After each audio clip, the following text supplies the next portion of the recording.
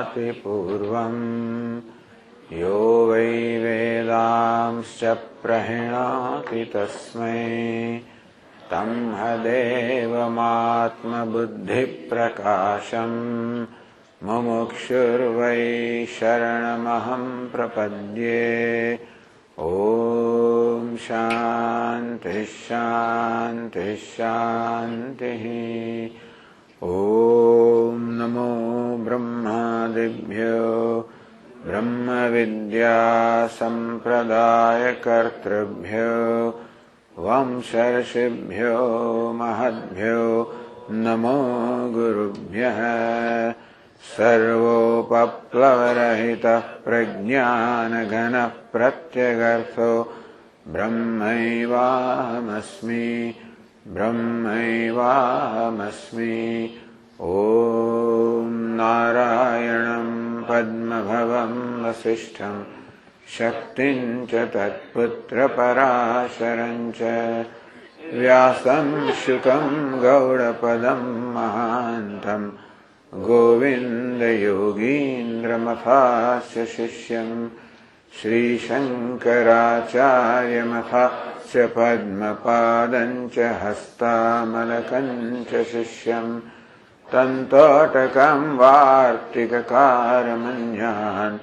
अस्मद्गुरून् सन्ततमानतोऽस्मि।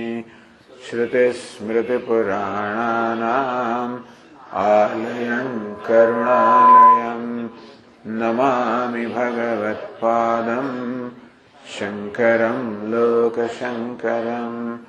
शङ्करं शङ्कराचार्यं केशवं बादरायणं सूत्रभाष्यकृतौ वन्दे भगवन्तौ पुनः पुनः। ईश्वरो गुरुरात्मेति मूर्तिभेदविभागिने व्योमवद्व्याप्तदेहाय दक्षिणामूर्तये नमः। ॐ पार्थाय प्रतिबोधितां भगवता नारायणेन स्वयं व्यासेन ग्रथितां पुराणमुनिना मध्ये महाभारतम् अद्वैतामृतवर्षिणीं भगवतीम् अष्टादशाध्यायिनीम् अम्ब त्वामनुसन्दधामि भगवद्गीते भवद्वेषिणीम्। यं ब्रह्मा वरुणेन्द्ररुद्रमरुतः स्तुन्वन्ति दिव्यैस्तवैः वेदैः साङ्गपदक्रमोपनिषदैः गायन्ति यं सामगाः। ध्यानावस्थिततद्गतेन मनसा पश्यन्ति यं योगिनः यस्यान्तन्न विदुःसुरासुरगणाः देवाय तस्मै नमः।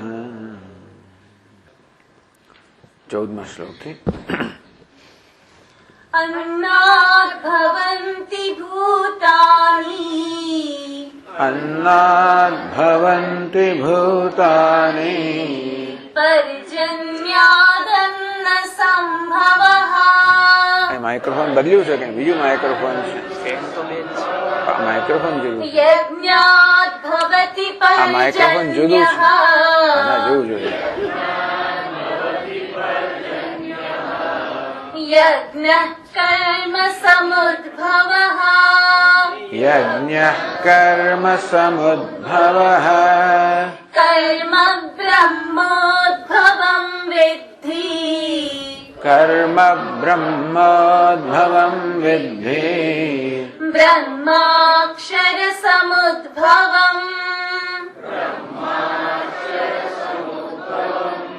तस्मात् सर्वगतं ब्रह्म तस्मात् सर्वगतं ब्रह्म नित्यं यज्ञे प्रतिष्ठितम् नित्यं यज्ञे प्रतिष्ठितम् एवं प्रवर्तितं चक्रम् एवं प्रवर्तितं चक्रम् नानुवर्तयति हयः नानुवर्तयति हयः अघायुरिन्द्रियारामः अघायुरिन्द्रियारामः मोघं पार्थ स जीवति मोघं पार्थ स जीवते यस्त्वात्मरतिरेव स्यात् यस्त्वात्मरतिरेव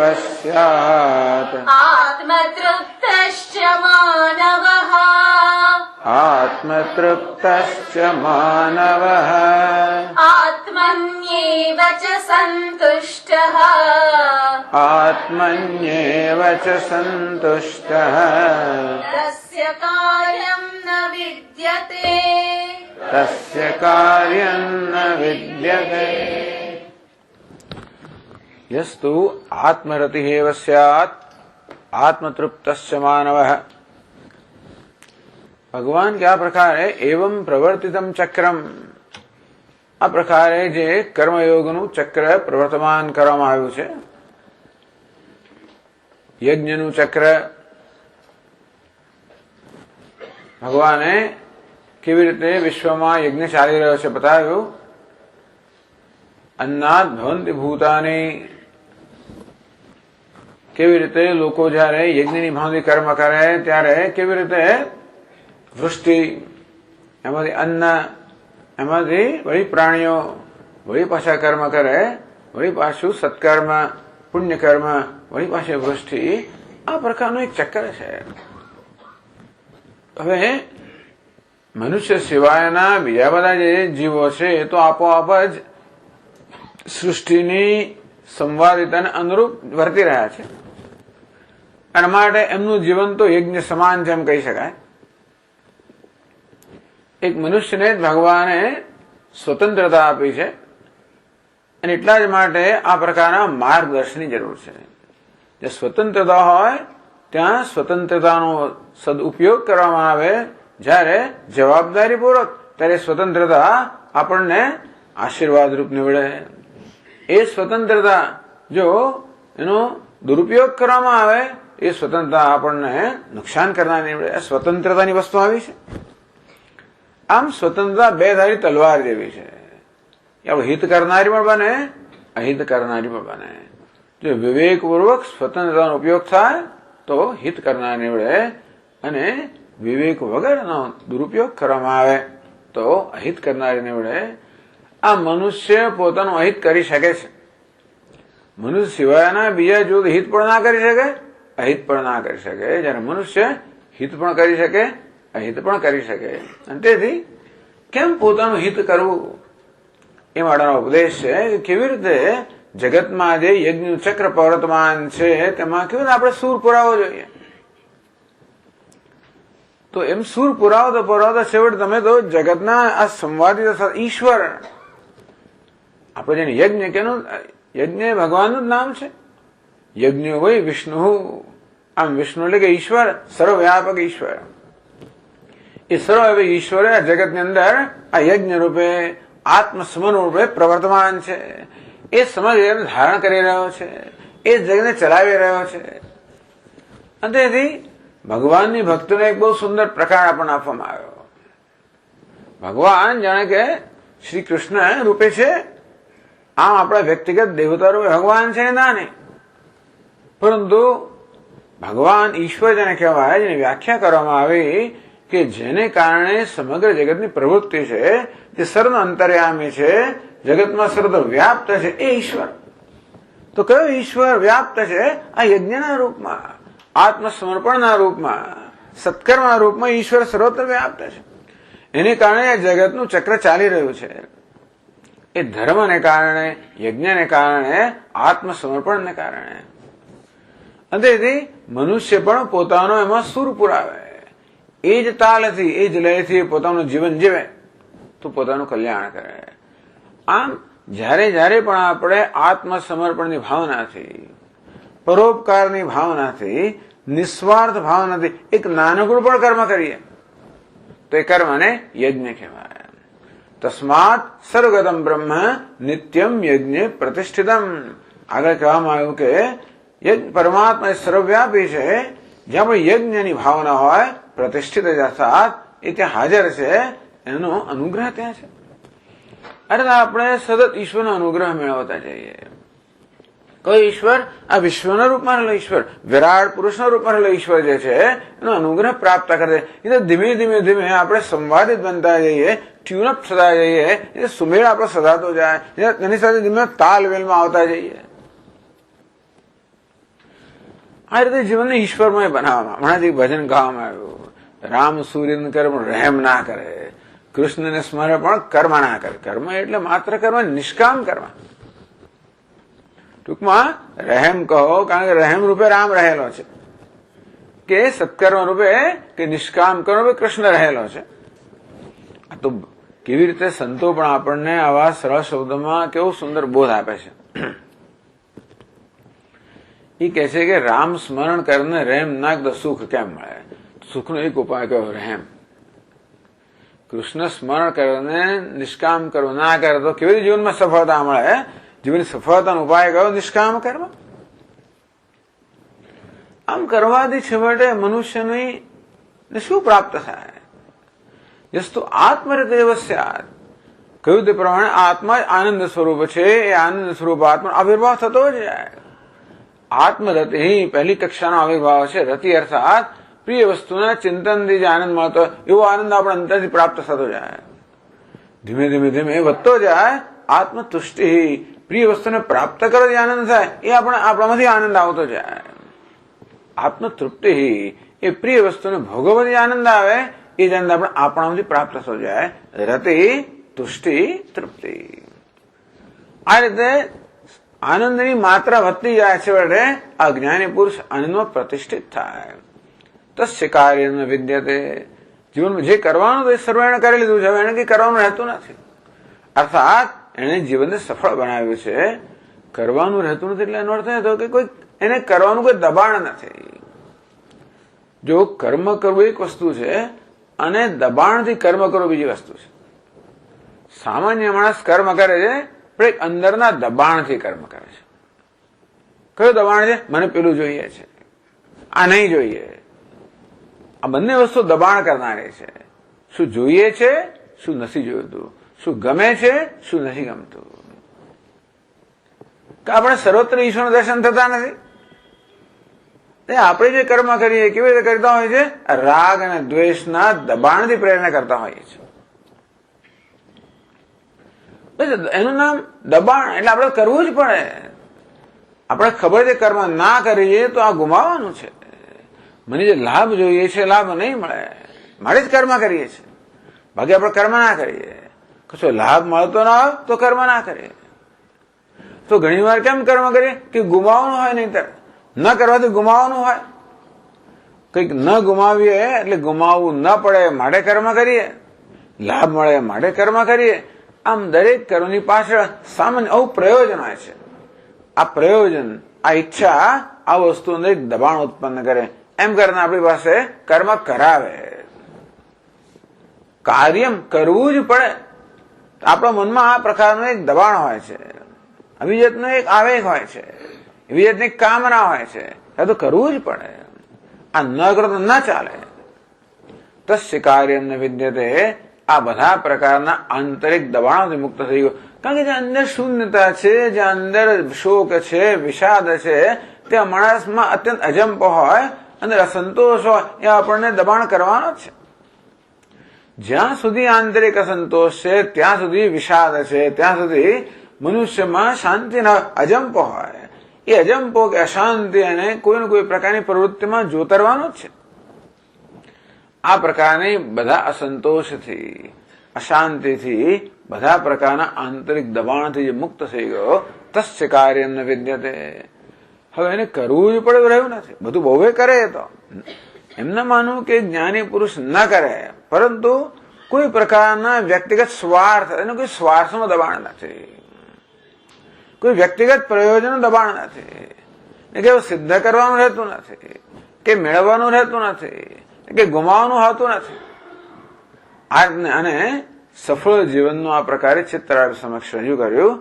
તસ્ય કાર્યમ ન વિદ્યતે, એને હવે કંઈ કરવું જ જોઈએ, કરવું જ પડે, કર્યા વગર ન જ ચાલે, આ પ્રકારનું કોઈ દબાણ, કોઈ પરવશતા રહેતી નથી.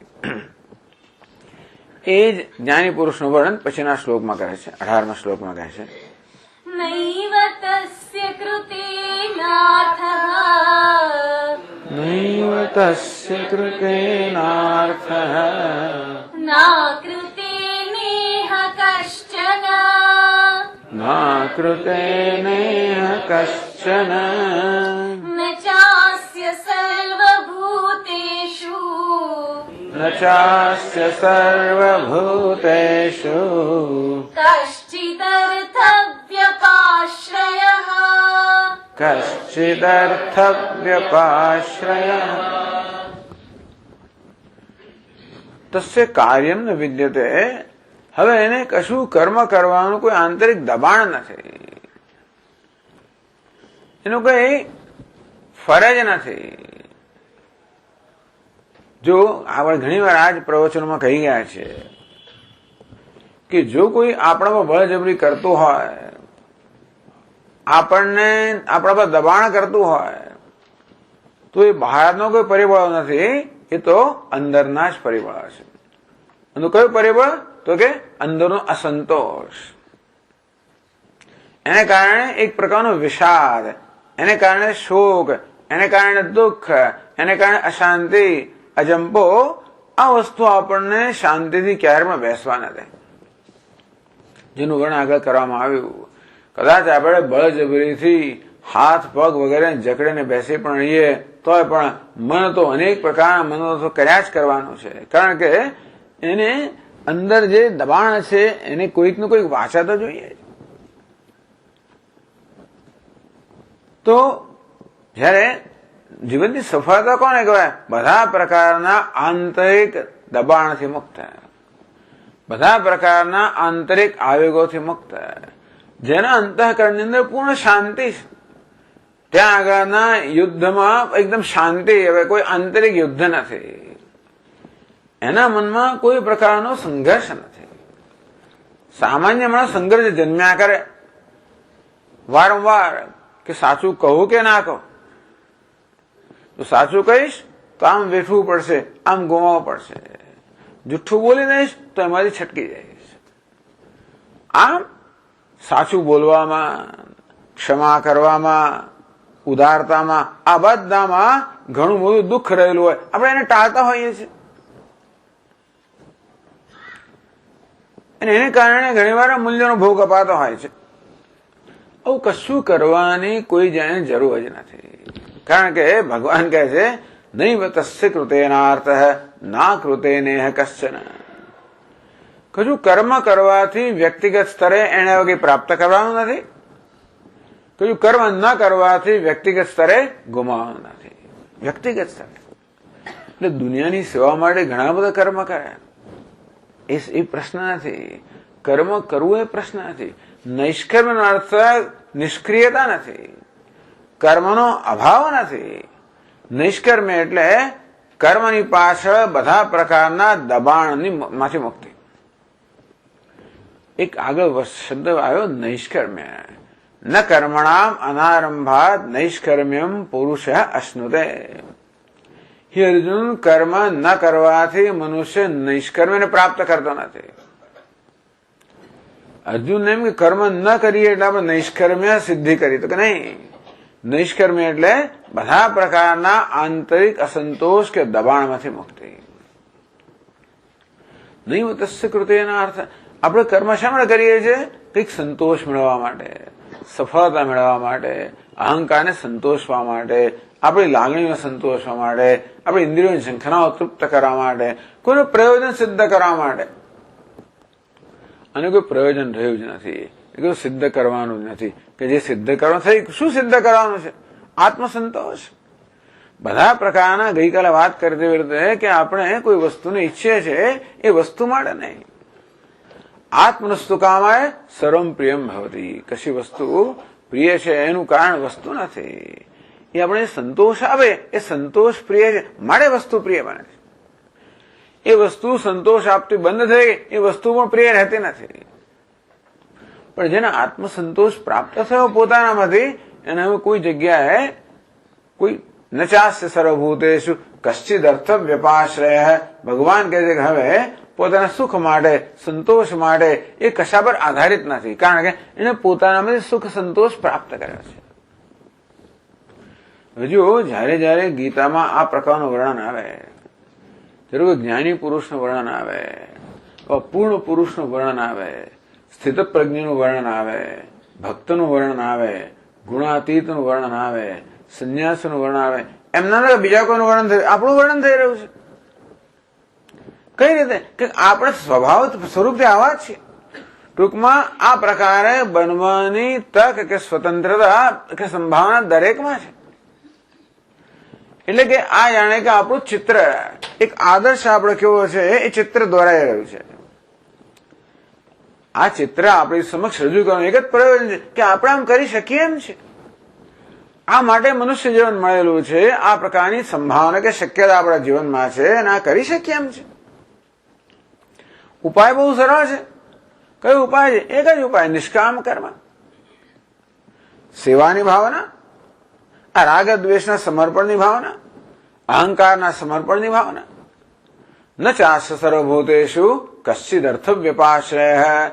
આ રીતે દુનિયાની બધી વસ્તુના આધારથી સ્વતંત્ર થઈ ગયો. અત્યારે આપણે 1000 વસ્તુ પર આધારિત છે. સ્વામીજી, મારો દીકરા તો જોઈએ, મારો પતિ તો જોઈએ, મારી પત્ની તો જોઈએ, મારો બેંક એકાઉન્ટ તો જોઈએ, મારું ફલાણું તો જોઈએ, મારો સાહેબ નોકરી તો જોઈએ, મને 1000 વસ્તુ આપણે જોઈએ. એ ન હોય તો આપણે ઊણા બની જઈએ, અધૂરા બની જઈએ, દુઃખી બની જઈએ, અસલામત બની જઈએ. આપણી સલામતી માટે, સુખ માટે કેટલી વસ્તુ પર આધારિત છે. આપણે એક યાદી બનાવવા જેવી છે કે કેટલી વસ્તુ ન કહે ને હવે ના ચાલે. તો જો લાંબી લાંબી યાદી બનશે, આના વગર તો ના ચાલે. સ્વરમાં ચાના કપ વગરથી માણસ શરૂઆતથી માંડીને કેટલી હવે ચાલે જ નહીં મને. તો સ્વતંત્ર, આનું નામ છે પરતંત્રતા. આગળ વાત કરવામાં આવે ને કે ભાઈ આજકાલ વિકાસ કોને કહેવાય? જે બધી મોજ શોખની વસ્તુ છે એ ભાઈ જરૂરિયાત, આપણી જરૂરિયાતો વધતી જ જાય છે. ટૂંકમાં આ એક સુખાકારી માટે, સ્વસ્થતા માટે, શાંતિ માટે અનેક વસ્તુની જરૂરિયાત મને છે. ટૂંકમાં આટલું બધું પરતંત્ર છું. તે વખતે વાત કરી કે આધ્યાત્મિકતા કોને કહેવાય? આ બધી પરતંત્રતાથી મુક્તિ, જે અત્યારે જરૂરિયાતો છે બધી મોજ શોખ બનતી જાય. ક્યાં સુધી આપણે સ્વતંત્ર બનીએ? કશી વસ્તુ પર આધાર જ નથી. ત્યાં સુધી વાત કરે ભગવાન કે અમારે જીવવું આ છે, એવી પણ જરૂર નથી. એનું નામ છે સંપૂર્ણ સંતુષ્ટ, પૂર્ણતા. ન ચાસ્ય સર્વભૂતેષુ કશ્ચિદ અર્થ વ્યપાશ્રય. કોઈ પ્રાણી માત્ર, કોઈ જગતની કોઈ વસ્તુ પર આધારિત નથી કે આ હોય તો જ મને સુખ મળે, આ હોય તો જ હું શાંત છું, આ હોય તો સલામત છું. બધાથી મુક્ત. હવે એનો સંબંધ કોઈ સ્વાર્થનો સંબંધ રહ્યો નથી. આપણો સંબંધ બધે છે, પણ કેવો સંબંધ છે? સ્વાર્થનો. કઈ રીતે? દરેકમાંથી કઈ ને કઈ વસ્તુ હંમેશા મેળવવી કેમ, ઉપયોગ કેમ કરવો. સંબંધ બધે છે. એમ ન માનશો કે આ માણસ તો કોઈ સંબંધ સંન્યાસી છે કે વિરક્ત છે માટે એનો કોઈ સંબંધ જ નથી. એવું નથી. દુનિયા સાથે સંબંધ છે. ઉલટો આપણે જે સંબંધ છે તો અમુક જ લોકો સાથે છે. જે લોકો આપણે ઉપકાર કરનાર એમની સાથે સંબંધ છે, બાકી બીજા સાથે આપણો કોઈ સંબંધ નથી. એના આખી દુનિયા સાથે સંબંધ છે. કેવો સંબંધ? કોઈ સ્વાર્થનો સંબંધ. એને કોઈ સ્વાદ સિદ્ધ કરવાનો નથી. ન ચાસ્ય સર્વભૂતેષુ કશ્ચિદ અર્થમ. એનો કોઈ સ્વાર્થ રહ્યો નથી. તો એનો સંબંધ કેવો હશે? એનો સંબંધ કેવો હશે? નિસ્વાર્થ સંબંધ છે. એનો સંબંધ કોઈ માંગવાનો સંબંધ, કોઈ યાચકનો સંબંધ. આપણે દરેકમાં યાચક છીએ. દરેક સંબંધમાં અંદરના અંદરથી યાચના કરતા હોઈએ છીએ. કારણ કે દરેક પાસેથી કશું ને કશું કામ કરવાનું હોય, કઈ સ્વાર્થ પૂરવાનો હોય. તમે જોયો કેવું આપણું મન કામ કરતું હોય છે. હવે જયારે વ્યવહાર કરો તેને જોજો કે આપણા વ્યવહારની પાસે શું, દરેક વ્યવહારની પાછળ આપણે નાનું મોટું વાતચીત કરીને પાસે કઈ પ્રયોજન હોય છે. કેવી રીતે? આ દ્વારા કશુંક સુખ પ્રાપ્ત કરવું, આ વ્યક્તિ દ્વારા, વસ્તુ દ્વારા, સંજોગો દ્વારા, દેશ દ્વારા, કાળ દ્વારા કેમ કશુંક મેળવવું. આમ આપણો સંબંધ તો છે, જે કઈ છે કેવા છે? સ્વાર્થના સંબંધ. એમાં આપણો વાંક નથી. અંદર જયારે શૂન્યતા હોય, અંદર જયારે અસંતોષ હોય, અંદર જયારે દુઃખ હોય, અંદર એની કોઈ ઈચ્છાઓ હોય, રાગ દ્વેષો, તો સ્વાર્થ હોવાનો, એમાં કઈ આપણો વાંક નથી. અગત્યની વસ્તુ એની નોંધ લેવાની જરૂર છે.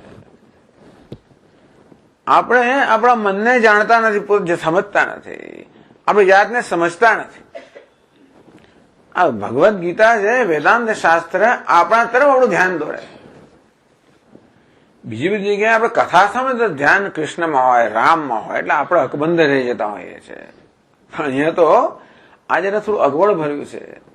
આ સાંભળવું ઓછું ગમે આપણને, કારણ કે આ તો આપણા તરફ ધ્યાન દોડાવડાવે છે કે સ્વામી મને ખબર છે કે આવા સ્વાર્થી છું, આવા રાગદ્વેષ મારામાં છે, આવા કામક્રોધ મારામાં છે. જયારે આપણું મન તરફ નજર કરી તો ખબર પડે. એને દુઃખ લગાડવાની જરૂર નથી, માત્ર નો ઉપાય ભગવાન બતાવે છે. યોગ શાસ્ત્રમાં એક સરસ શબ્દ છે, પ્રતિપક્ષ ભાવના. જે પ્રકારની વૃત્તિ આપણામાં હોય એના કરતા વિરુદ્ધ વૃત્તિને સ્થાપિત કરવી. ટૂંકમાં જયારે જયારે મનમાં સ્વાર્થની ભાવના છે, અને જન્મશે જ. જયારે પણ નાનું મોટું કર્મ કરવાનું આવે ત્યારે આપણું સ્વાર્થી મન તરત પૂછશે, આમાં મારું છું. પેલી કથા હું ઘણી વાર કહેતો હોઉં છું, એની જ આપણે એક મોટી સરકારી ઓફિસની બનેલી વાત છે. એવું મને કોઈ કહ્યું, બન્યું હશે એવું માનું છું. તો એક વ્યક્તિ, સ્વામીજી, અમારા મોટા સાહેબોએ નિશ્ચય કર્યો, કારણ કે એ સેન્ટ્રલ ગવર્મેન્ટની ઓફિસ છે, ત્યાં બધું અંગ્રેજીમાં ચલણ હોય. મોટા ભાગના લોકો ત્યાં જાય, એકાઉન્ટ્સ ઓફિસ, એટલે આપણે બધાએ જવું તો પડે, બિલ પાસ કરવાના બધા, તો બહુ અગત્યના લોકો છે એકાઉન્ટ્સ. પણ અંગ્રેજી આપણે બોલતા એટલે આવડે નહીં. એટલે પછી તેના સાહેબોએ કહ્યું કે ચલો આપણા જેટલા બધા ઓફિસરો છે ને એ બધા આપણે એક નેમ પ્લેટ આપીએ, એનું નામ લખેલું હોય એટલે આપણે ખબર પડે કોને સાથે વાત કરીએ છીએ. એક ત્રિકોણાકાર નેમ પ્લેટ બનાવે, એક બાજુ નામ ગુજરાતીમાં લખેલું હોય, બીજી બાજુ અંગ્રેજીમાં લખેલું હોય. એટલે હું ઓફિસર હોઉં ને, પેલો ગુજરાતી વાળો એટલે ગુજરાતી નામ સમજ, એટલે એને ખબર હોય કે હું કોણ છું. પેલું બિન ગુજરાતી આવે તો અંગ્રેજી નામ એટલે પેલા ખબર હોય કે કોણ છે. આવી રીતે બધાના માટે આવી જાતની લાકડામાંથી સરસ બધા નેમ પ્લેટ બનાવવામાં આવી. તો સ્વામી પછી અમારા બધા જે ફળદ્રુપ ભેજાના બધા માણસો છે ને વિચાર આવ્યો કે ત્રીજી બાજુ ખાલી રહે છે, એનું શું કરવું? એનો ઉપયોગ તો કરો પડે ને. પછી પેલો પેઇન્ટર જ હતો ને, આ બધું પેઇન્ટ કરતો હતો, એને સાધ્યો એ લોકોએ, અને ત્રીજી બાજુ કંઈક લખાવડાવ્યું. એ તો એની બાજુ જ હોય. હવે જયારે કોઈ પેલો કોન્ટ્રાક્ટર આવે, વેપારી આવે, એનું બિલ પાસ કરાવવાનું હોય, વાતોચીતો ચાલતી હોય, અમુક સ્તરે વાતચીત પહોંચે અને ત્યારે પછી ત્રીજી બાજુ ધરવામાં આવે. ત્યારે પેલા ખબર આમાં શું લખ્યું? આમાં મારું શું?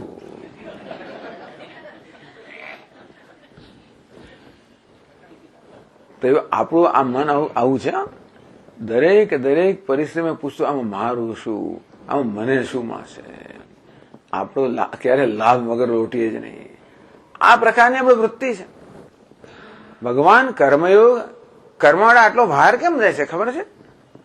જયારે કશો કર્મનો વ્યવહાર, જયારે કશો પણ વ્યવહાર કરવામાં આવે ત્યારે આપણા મનમાં રહેલા સ્વાર્થ વૃત્તિ તરત જ પૂછે આમાં મારું શું, પૂછે.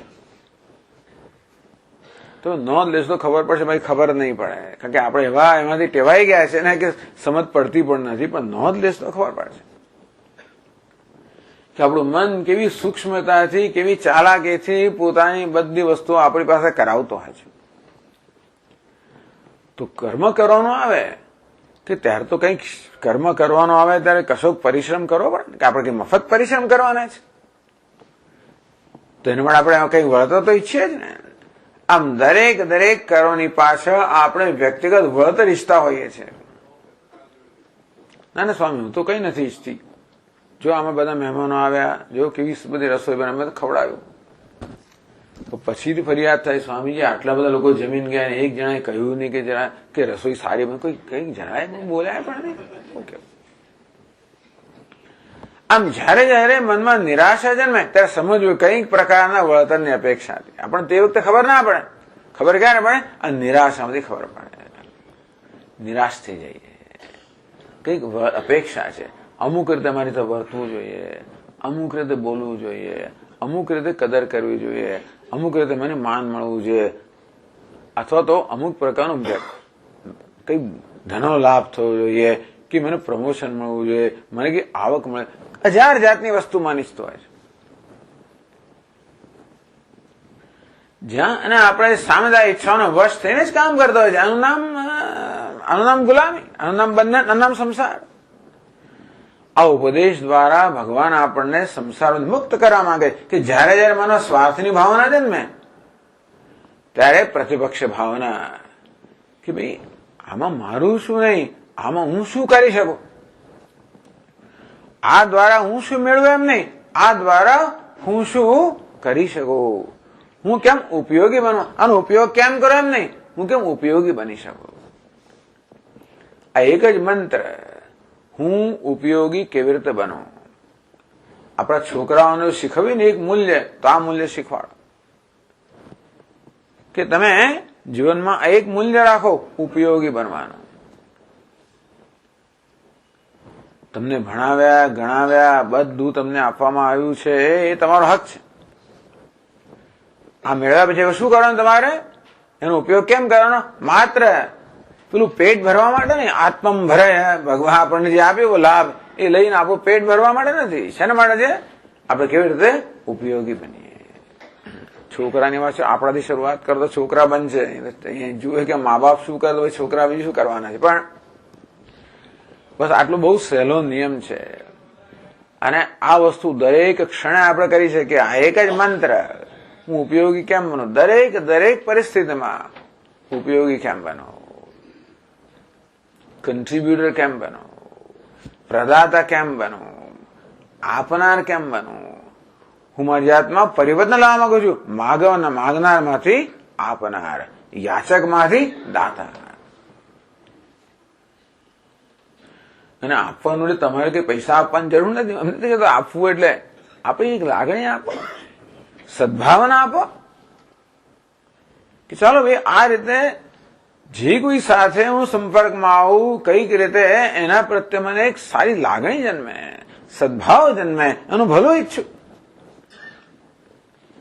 અને આ પ્રકારની ભાવના હશે તો ઈશ્વર આપણને જાત જાતની પ્રેરણા આપશે એવું કરવાની.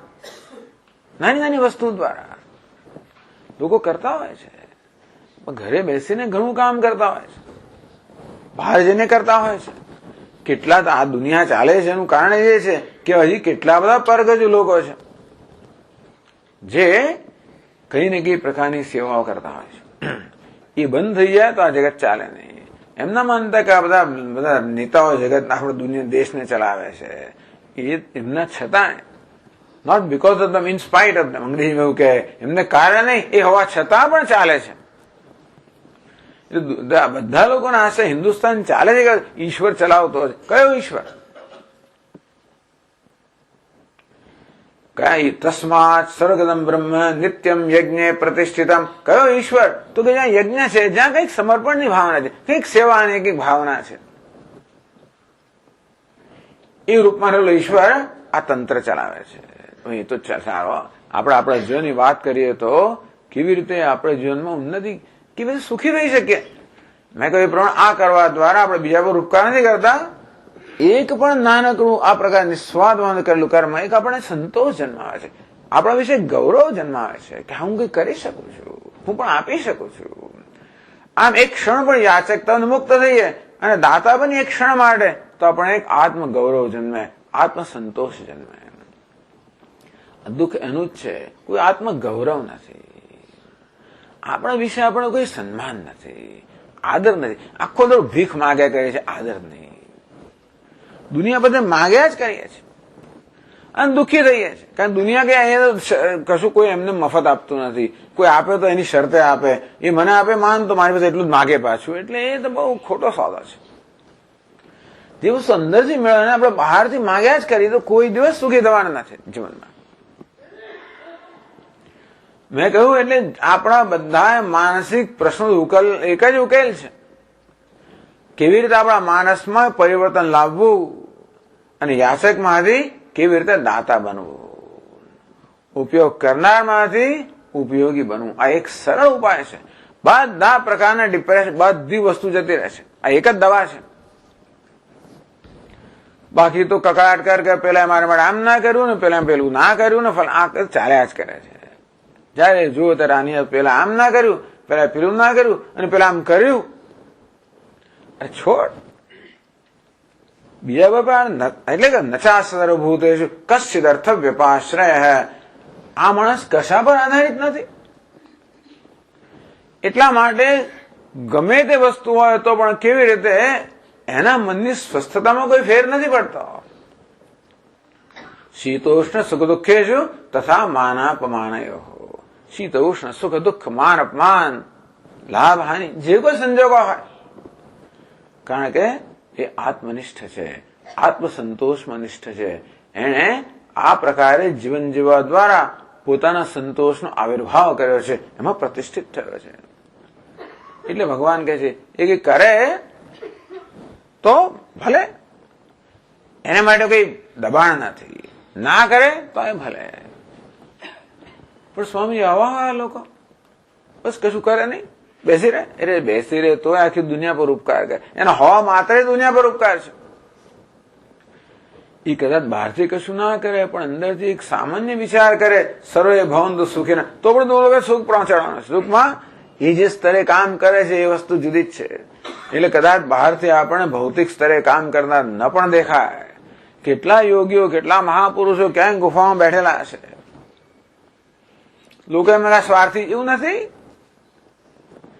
એ જે સ્તરે આ દુનિયા સાથે સંપર્ક કરતા હોય, જે સ્તરે દુનિયા ઉપકાર કરતા હોય, એ સ્તર તો બહુ સૂક્ષ્મ છે. અંતેથી આ મનુષ્ય પોતાનું કલ્યાણ તો કર્યું છે અને જોડે જોડે એ દુનિયાનું કલ્યાણ કરી રહ્યો છે. એ સ્થિતિ પ્રાપ્ત કરવી હોય તો ભગવાન આ સુંદર ઉપાય બતાવ્યો.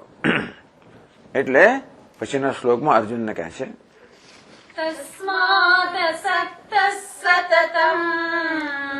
તસ્માદસક્ત સતતમ કાર્યં કર્મ સમાચર કાર્યં કર્મ સમાચર અસક્તો હ્યાચરન કર્મ અસક્તો હ્યાચરન કર્મ પરમાપ્નોતિ પુરુષઃ પરમાપ્નોતિ પુરુષ. એટલે વળી પાછા અર્જુન કહે છે તસ્માત, આ હોવાને કારણે. અર્જુન કારણ કે તું આવો બની શકે એમ છે અને આવું બનવા માંગે છે. દરેક મનુષ્યનો આ ધ્યેય છે. હમણાં જે 2 શ્લોકોમાં પેલા કર્મયોગીનું, જ્ઞાનીનું યોગ વર્ણન કર્યું ને, એ આપણું ધ્યેય છે. એમના મન આ તો કોઈક બીજા માટે છે. આપણે શું ઈચ્છે છે જીવનમાં? દરેક મનુષ્ય એક જ વસ્તુ ઈચ્છે છે, એ છે સુખ. બીજું કઈ નથી જોઈતું આપણને. કેટલું સુખ જોઈએ? સ્વામીજી કે તમે કેટલા રોજનો અડધો કલાક, 1 કલાક? તો કે ના એવું તો નહીં. આપણી ચાલે તો 24 કલાક સુખ જોઈએ. અઠવાડિયું 1 દિવસ નહીં, 7 દિવસ. અંગ્રેજીમાં 24/7, ટૂંકમાં 24 કલાક 7 દિવસ. એ સતત કેટલું? આટલું જોઈએ, આટલું જોઈએ? ના. આમ દરેક મનુષ્યને અનંત સુખ જોઈએ, સર્વકાળે જોઈએ. આપણે તમને કહેવામાં કે ચાલો તમે અહીં બેસો ત્યાં સુધી સુખ મળશે, બહાર જાઓ એટલે દુઃખ, તો કે નહીં, હું જ્યાં હોઉં ત્યાં સુખ જોઈએ. સર્વ સ્થળે, સર્વ કાળે, સર્વ સંજોગોમાં મને અનંત સુખ જોઈએ. આવી ઈચ્છા કોની છે? નાનામાં નાના માણસની. રાયથી માંડીને રંક સુધી દરેકને એક જ ઈચ્છા છે. આ ઈચ્છા લઈને આપણે જન્મ્યા છીએ. એવું પણ નથી કે કોઈક દિવસ વિચાર કરો કે મારો સુખી તો હું દુઃખી નહીં રહું, એવું નથી. લઈને જ આવ્યા છે. જેનું વર્ણન કરવામાં આવ્યું આ 2 શ્લોકોમાં, 17ના 2 શ્લોકોમાં જે વર્ણન કરવામાં આવ્યું એ ખરેખર આપણે જીવનમાં જે બનવા ઈચ્છે એનું વર્ણન છે. આપણે ખોટું માની લીધું છે કે આપણે ધનવાન બનવા ઈચ્છીએ છીએ, કે આપણે સત્તાશાળી બનવા ઈચ્છીએ છીએ, કે પ્રતિષ્ઠિત. એ ધન, સત્તા, પ્રતિષ્ઠા દ્વારા આપણે આ ઈચ્છીએ છીએ. સુખ એટલે શું? આત્મસંતોષ. એ કેવી રીતે પ્રાપ્ત થાય? સંતોષ, જે આત્માનો સ્વભાવ છે એનો આવિર્ભાવ કરવો. કેમ આવિર્ભાવ કરવો? બસ આ કર્મયોગની ભાવનાથી, આત્મસમર્પણની ભાવનાથી. શું સમર્પણ કરવાનું છે? માત્ર રાગ દ્વેષ, ગમા અણગમા, સ્વાર્થ વૃત્તિ, એટલું સમર્પણ કરવાનું છે. અંતેથી જીવનમાં આપણે જે ઈચ્છીએ છીએ, જે જીવનનું ધ્યેય છે, જે જીવનની સાચી સફળતા છે, એને પ્રાપ્ત કરવા ભગવાન કહે છે કે તેથી અર્જુન તસ્માદ. તો અર્જુનને એમ કે ભગવાન મારે તો આવા નથી થવું. ભલે તમે જેનું વર્ણન કર્યું પેલો માણસ ભલે હોય, મારે એવા નથી થવું. તો કે નહીં, તો આ જ ઈચ્છે છે. તું બીજા કશ તો સારી સફળતા બીજા કશામાં હોય તો જુદી વાત છે, પણ માનવ માત્રની આ એક જ ઈચ્છા છે, અને આને જીવનમાં સાચી સફળતા કહેવાય, સક્સેસ ઇન લાઈફ. કારણ કે હે અર્જુન, તું આવી સફળતા છે માટે તસ્માદ અસક્ત સતતમ કાર્યમ કર્મ સમાચર. આ એક શ્લોકની એક જ પંક્તિની અંદર ભગવાને બધું કહી દીધું. પહેલા શું કહે છે? કાર્યમ કર્મ સમાચર. કાર્યમ, જે કરવા યોગ્ય છે એ કર્મ કર.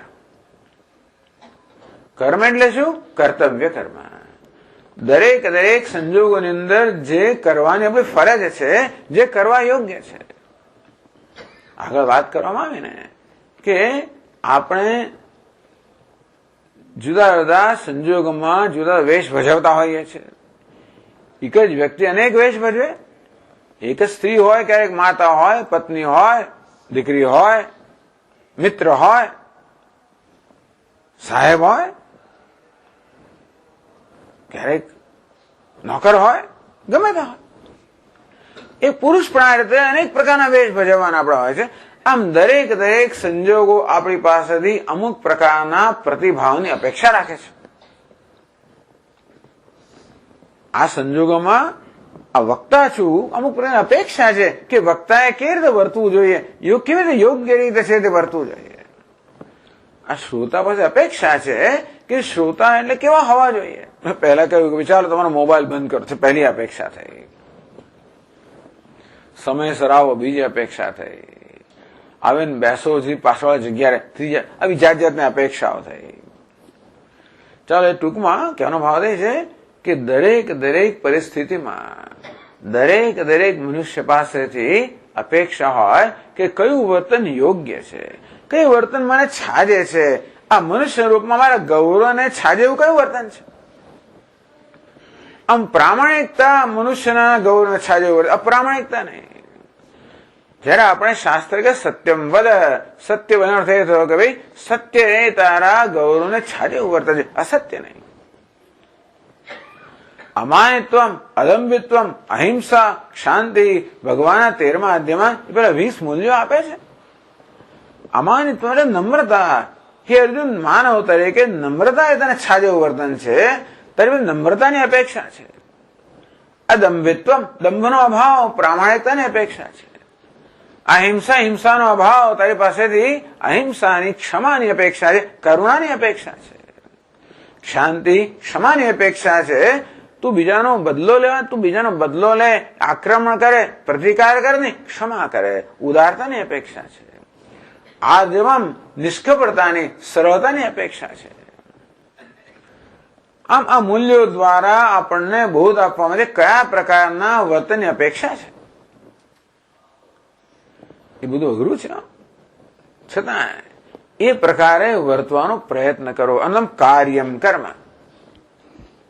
જે કોઈ વ્યવહાર કરે, જે કોઈ કર્મ કરે એમાં અમાનિત્વમ, તું નમ્રતાથી વ્યવહાર કર, ઘમંડથી નહીં. હું ધનવાન છું, પ્રતિષ્ઠિત છું, વિદ્વાન છું એમ કરીને પોતાનું જાણે કે મહત્વ બીજા પર સ્થાપિત કરવું, એ દ્વારા બીજાનું નિયંત્રણ કરવું, એવું નહીં. અમાનિત્વમ, નમ્રતાથી.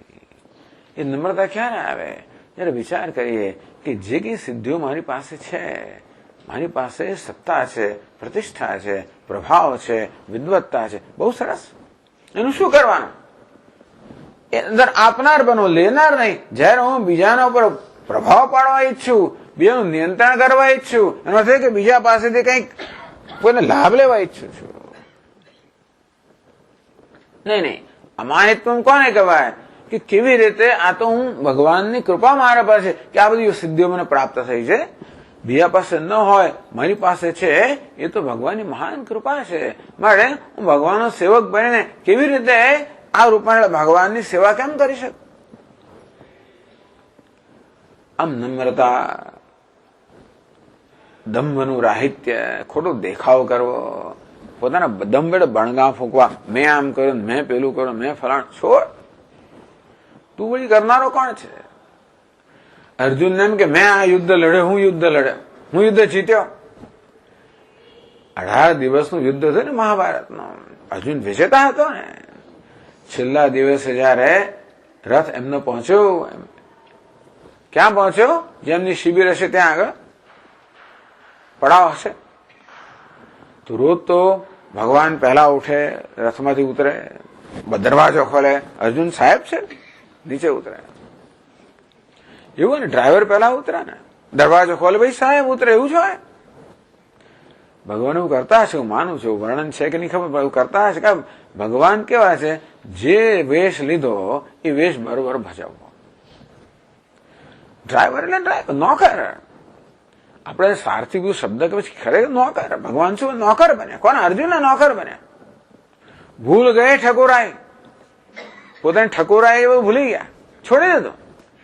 નમ્રતા કેટલી કહેવાય? તમે બનો એવું. આપણો મિત્ર હોય, આપણાથી પણ જુનિયર હોય, મિત્ર તો ખરો, પણ અર્જુન મિત્ર ખરો, પણ છતાં એ કેવો છે, વડીલ બંધુ નથી. એ તો બિચારો વડીલ બંધુ ભગવાન છે.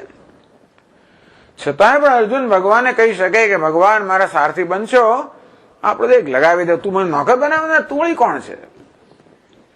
એટલે નોકર બનવું તોય પણ એને એક ડગલે ને પગલે બરાબર યાદ દેવડાવો કે તને ભાન છે હું શું કરી રહ્યો તારા માટે. આપણે જરા કરીએ ને તો યાદ દેવડાવીએ. તને યાદ છે ને શું કર્યું તું, શું થયું તું, ભૂલી ગયો બધું? ટોણા માર્યા જ કરીએ. એવું થયેલું મહાભારતના યુદ્ધમાં. એક શલ્ય નામનો સારથી હતો, શલ્ય રાજા હતો. એને કર્ણનો સારથી બનાવવામાં આવ્યો અનિચ્છાએ. દુર્યોધને એને ફરજ પાડી કે તું એને શલ્યને તો સેનાપતિ બનવું હતું. એ કે કર્ણ કોણ છે, હું સેનાપતિ બનું. દુર્યોધન કે નહીં, કર્ણ સેનાપતિ બનશે અને શલ્ય તું સારથી બન. કે શલ્ય બહુ પ્રસિદ્ધ સારથી હતો. સારથી બન્યો તો કે કમને બન્યો, સતત કર્ણને ટોણા માર્યા જ કરે. અરે આ બાણ આ અસ્ત્રનો પ્રયોગ થતો હશે, પેલો અસ્ત્ર કાઢે અંદરથી એમ પ્રયોગ, આનો તો થતો હશે. તને ભાન છે? કોણ શીખવાડ્યું તને? હવે વિચાર કરો, પેલો કોઈ ખેલાડી ક્રિકેટ માટે જતો હોય અંદરથી રમવા, એટલે તું વળી શું કરવાનું? એમ ધારો કે ત્યારે કહીએ એને તો ઉત્સાહિત કરવો જોઈએ ને એને. યાદ રાખજો, તે દાડે આઉટ થઈ ગયો હતો તો ચશ્મા પહેર્યા હતા. ચશ્મા એટલે બંને ઇનિંગમાં 0-0, એને ચશ્મા. જતા નર્વસ થઈ જાય બિચારો. એને નર્વસ જ કર્યા કરો કારણ આખો દિવસ. એટલે આપણું ધર્મ શું છે? પ્રોત્સાહિત કરવું. પેલો કર્ણ બિચારા પેલો મોઢું આમ ચઢેલું મોઢું લઈને બેઠો હોય, એમ નિરોત્સાહ થઈ જાય બિચારો. એટલે હવે સારથી, એવો સારથી ભગવાન બની શકે. હું જોઈ લઉં છું, તારો સારથી બને, જોઈ લઉં છું, એવું નહીં. નોકર એટલે નોકર પૂરેપૂરો. તમે વિચાર કરો કે આ માણસ, આ ભગવાન જે ત્રિલોકના નાથ છે, એ નોકર બનો કોઈ સંકોચ ક્યાં ના હોય. નચા સર્વભૂતેષુ કશ્ચિદ અર્થ વ્યપાશ્રય. કે હું શેઠ હોઉં અને માલિક હોય એવું કોઈ જરૂર જ નથી. તો જ મારું સન્માન છે, તો જ મહાન છું, તો જ કંઈક છું, એવું કંઈક શું માનવાની જરૂર જ નથી ને. કોઈ વહેમ રાખવાની જરૂર જ નથી એને. એ કોઈ વહેમથી સંતોષ, એને હું પોતે સંતોષ સ્વરૂપ છું, પણ કોઈ વહેમથી મારે સંતોષ મેળવવાનો નથી. આપણો વહેમમાં જ સંતોષ મળે. હું પ્રતિષ્ઠિત છું, સત્તાશાળી છું, ધનવાન છું, તમને ખબર છે મારે કોણ મને પેલા ઓળખે છે, મને કોણ આમ છે, મારા કેવા કેવા બધા સંપર્ક છે, કેવું કેવું છે, બસ એનો મને આનંદ છે. આ બધા પર આધારિત છું. એ ગયું એટલે માણસ ગયો? તો કે નહીં, સ્વતંત્રતા એટલે હું જે છું એનાથી જ મને સંતોષ છે. તો ભગવાન તો નોકર, રોજ ઉઠે, પહેલા ઉતરે, અર્જુન દરવાજો ખોલે, અર્જુન પછી ઉતરે. આજે છેલ્લે દિવસે ભગવાન અર્જુન આજે તું પહેલો ઉતર. ભગવાન એવું કેમ? પણ અર્જુન આજ્ઞાંગીત હતો ખરો, એટલે તારે ઉતરી ગયો બિચારો. ત્યાં દૂર જઈને ઉભા રહ્યો. પછી ભગવાન ઉતર્યા. જેવું ઉતરે જરાક ગયા કે ભડભડ બળવા મળ્યો રથ. કેમ? કારણ કે હવે આજે અર્જુનને ખબર પડી કે યુદ્ધ જીત્યો તો કોને કારણે? આ ભગવાન હતા એટલા જ માટે. અમાનિત્વમ. જયારે આપણે જીવનની વાસ્તવિકતાનો વિચાર કરીએ ત્યારે ખબર પડે કે આ ઈશ્વરની કૃપા છે, ગુરુઓની કૃપા છે, પિતરોની કૃપા છે. આ દુનિયાની કૃપાને કારણે હું જે છું તે છું. મારી આવડત, મારી બુદ્ધિ, મારી કુશળતા. એક એક્સિડન્ટ થયો, ગઈ કુશળતા ક્યાં ની ક્યાં પહોંચી જાય ખબર શું? એમાં કેટલી વાર લાગે છે? વિદવત્તા કેટલી વાર લાગે? નામ પણ કઈ કોણ છે નામ શુદ્ધ યાદ ને એવું થયેલું છે. ભલા વિદ્વાનો બધા બિચારાઓને કઈ બીમારી આવે, અકસ્માત કયું થાય, કોણ છો આ? સ્વામી હું જ યાદ નથી, એનો શિષ્ય જ યાદ ના હોય, દીકરો યાદ ના હોય. એમાં કઈ ખરું ખોટું કહેવાનો ભાવ કે શેના પર શેનો ગર્વ કરીએ છીએ આપણે? આમ અમાનિત્વમ, અધંભિત્વમ, અહિંસા, શાંતિ, આર્જવમ. દરેક સંજોગોમાં આ પ્રકારની અપેક્ષા છે. કાર્યમ કર્મ સમાચાર. હે કાર્યમ કર્મ, તું કર્મ કરે તો આ રીતે કર્મ કર, નમ્રતાથી કર્મ કર, દંભ રાહિત્યથી કર્મ કર, નિષ્કપટ બન, પ્રામાણિક બન, સચ્ચાઈથી કામ કર. કાર્યમ કર્મ સમાચાર સમ્યક આચર. સારી રીતે કર, વેઠ ના ઉતારીશ. લોકોની સેવામાં વેઠ ઉતરતી હોય છે. ઘરનું કામ કરીએ તો જુદી રીતે કરીએ અને સેવા કરીએ તો બીજી રીતે. એટલે મંદિરમાં ઝાડુ વાળે ઘણા તો. અમેરિકાની અંદર આવું છે. અહીંયા તો આપણે ઝાડુ વાળું છું, ઘરે ક્યાંય ના વાળે. અમેરિકામાં ઝાડુ વાળવું પડે. કારણ કે આપણા મંદિર હોય ને, આપણે એટલે કેટલાક કોની કમિટી હોય, એનો પ્રેસિડેન્ટ હોય, તો જયારે જયારે અમેરિકાના મંદિરમાં જાઓ, આ કમિટીનો પ્રેસિડેન્ટ કોણ છે જાણવું હતું? જે ઝાડુ વાળતો પ્રેસિડેન્ટ હોય. કારણ કે બીજું એને જ કરવું પડે બધું. ઘરમાં ઝાડુ વાળે, ઘરમાં નહીં વાળતો. હિન્દુસ્તાનના માણસો ઘરમાં કશું કામ બામ ના કરે, બહાર જઈને બધું કરે ખરા, પણ ઘરમાં કરે તો જુદી રીતે કરે. અહીં કરે તો આમ કરી દે, પેલું નીચે નાખી દે. ટૂંકમાં જયારે આવું સેવાનું કામ આવે ત્યારે આપણે શું કરે? વેઠ ઉતારીએ. તો કે સમાચાર સમ્યક આચર, શ્રેષ્ઠ રીતે કર્મ કરે. આમ જે કર્મ કરે એ કર્મ પૂરે દિલ રેડીને કર. તારી બધી આવડતના ઉપયોગથી કર. તારું દરેક કર્મ એક દીપી ઉઠવું જોઈએ. ખબર પડે કે આણા કર્યું હશે, આ સાફ કોણે કર્યું ખબર પડે. કાગળને સરનામાંથી ખબર પડે કોનું કાગળ છે. વંચાય નહીં એટલે આનો જ હશે. પોસ્ટમેને ના વાંચી શકે એટલે 15 રખડી છેવટ આપણી પાસે આવે, ખબર પડે કોનું હશે. અને મોતીના દાણા જો ખબર પડે કે કોનો છે. આમ દરેક કર્મ પર આપણે એક છાપ લાગતી હોય છે, સિગ્નેચર. દરેક કર્મ છે ને, પેલા કલાકારો છે ને, કલાકારો. આપણે પ્રત્યેક કલાકાર છીએ. ભલે આપણે ચિતરતા ના આવડતું હોય ને ગાતા ના આવડતું હોય તો આપણે કલાકાર છે. દરેક કર્મ છે ને, આપણામાં રહેલી કળા છે ને, એને વ્યક્ત કરવાની એક સુંદર તક છે. તો રસોઈ પણ કળા છે ને, હિસાબ કિતાબે કળા છે, ખેતી પણ કળા છે, ઝાડુ વાળવું કળા છે, પોતું મારવું કળા છે, કપડા ધોવા કળા છે, ખરું કે નહીં? વાસણમાં ધોવે એમાં કળા છે.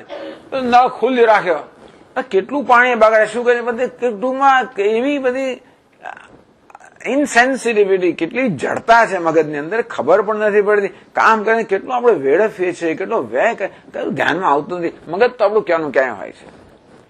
દરેક કર્મને તમે ચીવટથી કરો, શ્રેષ્ઠ રીતે કરો, એ કળા છે. ટૂંકમાં એ તમારી કલાકૃતિ છે. સમાચાર સમ્યક આચર, જે કરે શ્રેષ્ઠ રીતે કરે. અસક્ત એટલે કે આસક્તિ વગર, કોઈ અપેક્ષા વગર, કોઈ ભીખ માંગ્યા વગર કે આ કામ કરું છું પણ મને શું મળશે એ પ્રકારની કોઈ અપેક્ષા વગર કર. એટલે કે આ કર્મ દ્વારા હું શું પ્રદાન કરી શકું. દરેક વ્યવહારમાં આ એક જ આપણી વૃત્તિ કે ભાવના, હું શું પ્રદાન કરી શકું. સ્વામી મને શું મળે છે એ બધી છોડો. એ મેળવતા અનાદિકાળથી હજારો લાખો કરોડો જન્મ લીધા છે. એ મેળવવામાં 2 કરોડ જન્મ લેવા પડે છે, પણ હવે છોડો. તો અસક્ત સ્વામી કેટલા કે દિવસમાં પાપ 2-5 વાર સતત આ પ્રમાણે કરે. સતત, દીર્ઘકાલ, નિરંતર અને સમાચાર પ્રેમથી કરે. તું એના પર કોઈના પર ઉપકાર આમ કરવામાં તારો ઉપકાર કરે છે. આ પ્રકારે કર્મ કરવું એ તારી એક વિશિષ્ટ અધિકાર છે, તારો પ્રિવિલેજ છે. આ પ્રકારનો પ્રિવિલેજ, વિશિષ્ટ અધિકાર બીજા કોઈને પ્રાપ્ત નથી, મનુષ્ય તરીકે પ્રાપ્ત છે. આ કર્મ એ તો ભલે આપણે કર્મભૂમિ છે ને, એ માણસ માટે જ છે કે માણસમાં જ ભગવાને આવી રીતે ઈરાદાપૂર્વક કર્મ કરવાની સ્વતંત્રતા આપી છે. બીજા બધા તો સ્વભાવથી કર્મ કરતા. એ કર્તૃત્વ તો બી મનુષ્યમાં જ છે. તસ્માદ અસક્ત સતતમ કાર્યમ કર્મ સમાચર. અસક્ત આસક્તિ વગર, અભિમાન વગર, હું કંઈક છું, હું કરી રહ્યો છું, નહીં. હું તો ઈશ્વરનું નિમિત્ત છું અને એના સેવક તરીકે કરી રહ્યો છું. અસક્ત આ કર્મ દ્વારા હું તો સેવક છું. સેવક તો સ્વામી માટે કામ કરતો હોય ને. કોણ મારો સ્વામી? ઈશ્વર મારો સ્વામી છે, એને માટે કામ કરું છું. પણ આમાં મને કઈ મેળવવાનું નથી, એને માટે કામ કરું છું. આમ આસક્તિ 2 પ્રકારની હોય. એક એ છે કે કર્મ કરે નમ્રતા, કે હું તો ઈશ્વરનું નિમિત્ત છું.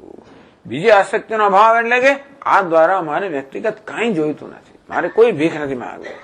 કારણ કે સ્વાર્થ આપણો બંધન કરનારો છે, નિસ્વાર્થ મુક્ત કરનારા છે. કાર્યમ કર્મ, જે કરવું જોઈએ તે કર્મ કર અને યોગ્ય રીતે કર.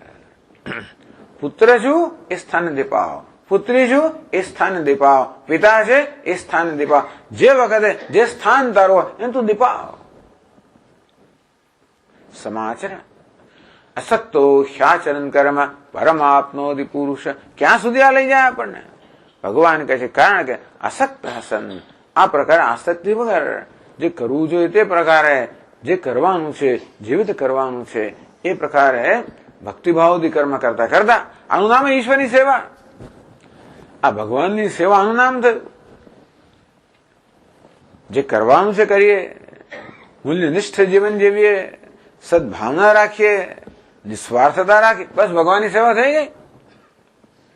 આનું નામ ઈશ્વર આપણી બુદ્ધિ પરમાત્મા. તને સતત ઈશ્વરનો અનુગ્રહ પ્રાપ્ત. કઈ ઈશ્વર સાથે છે? આ જ્યાં યજ્ઞની ભાવના છે, સમર્પણ, ત્યાં ઈશ્વર સાથે જ છે, એનો અનુગ્રહ મળી જ રહ્યો છે. અનુગ્રહ એટલે આંતરિક પ્રસન્નતા. પ્રસાદસ્તુ પ્રસન્નતા. ઈશ્વરનો અનુગ્રહ એટલે પ્રસાદ, એટલે આંતરિક પ્રસન્નતા પ્રાપ્ત થતી જ જશે તને. ટૂંકમાં કર્મ દ્વારા તને જે મેળવવું છે એ આનંદ મળતો જશે. તારે કર્મ હોવાની જરૂર પણ નહીં પડે. પરમાત્મોતિ પુરુષ એ પરમ ધ્યેયને પ્રાપ્ત કરે છે, પરમાત્માને પ્રાપ્ત કરે છે, મોક્ષ પ્રાપ્ત કરે છે, સફળતા પ્રાપ્ત કરે છે.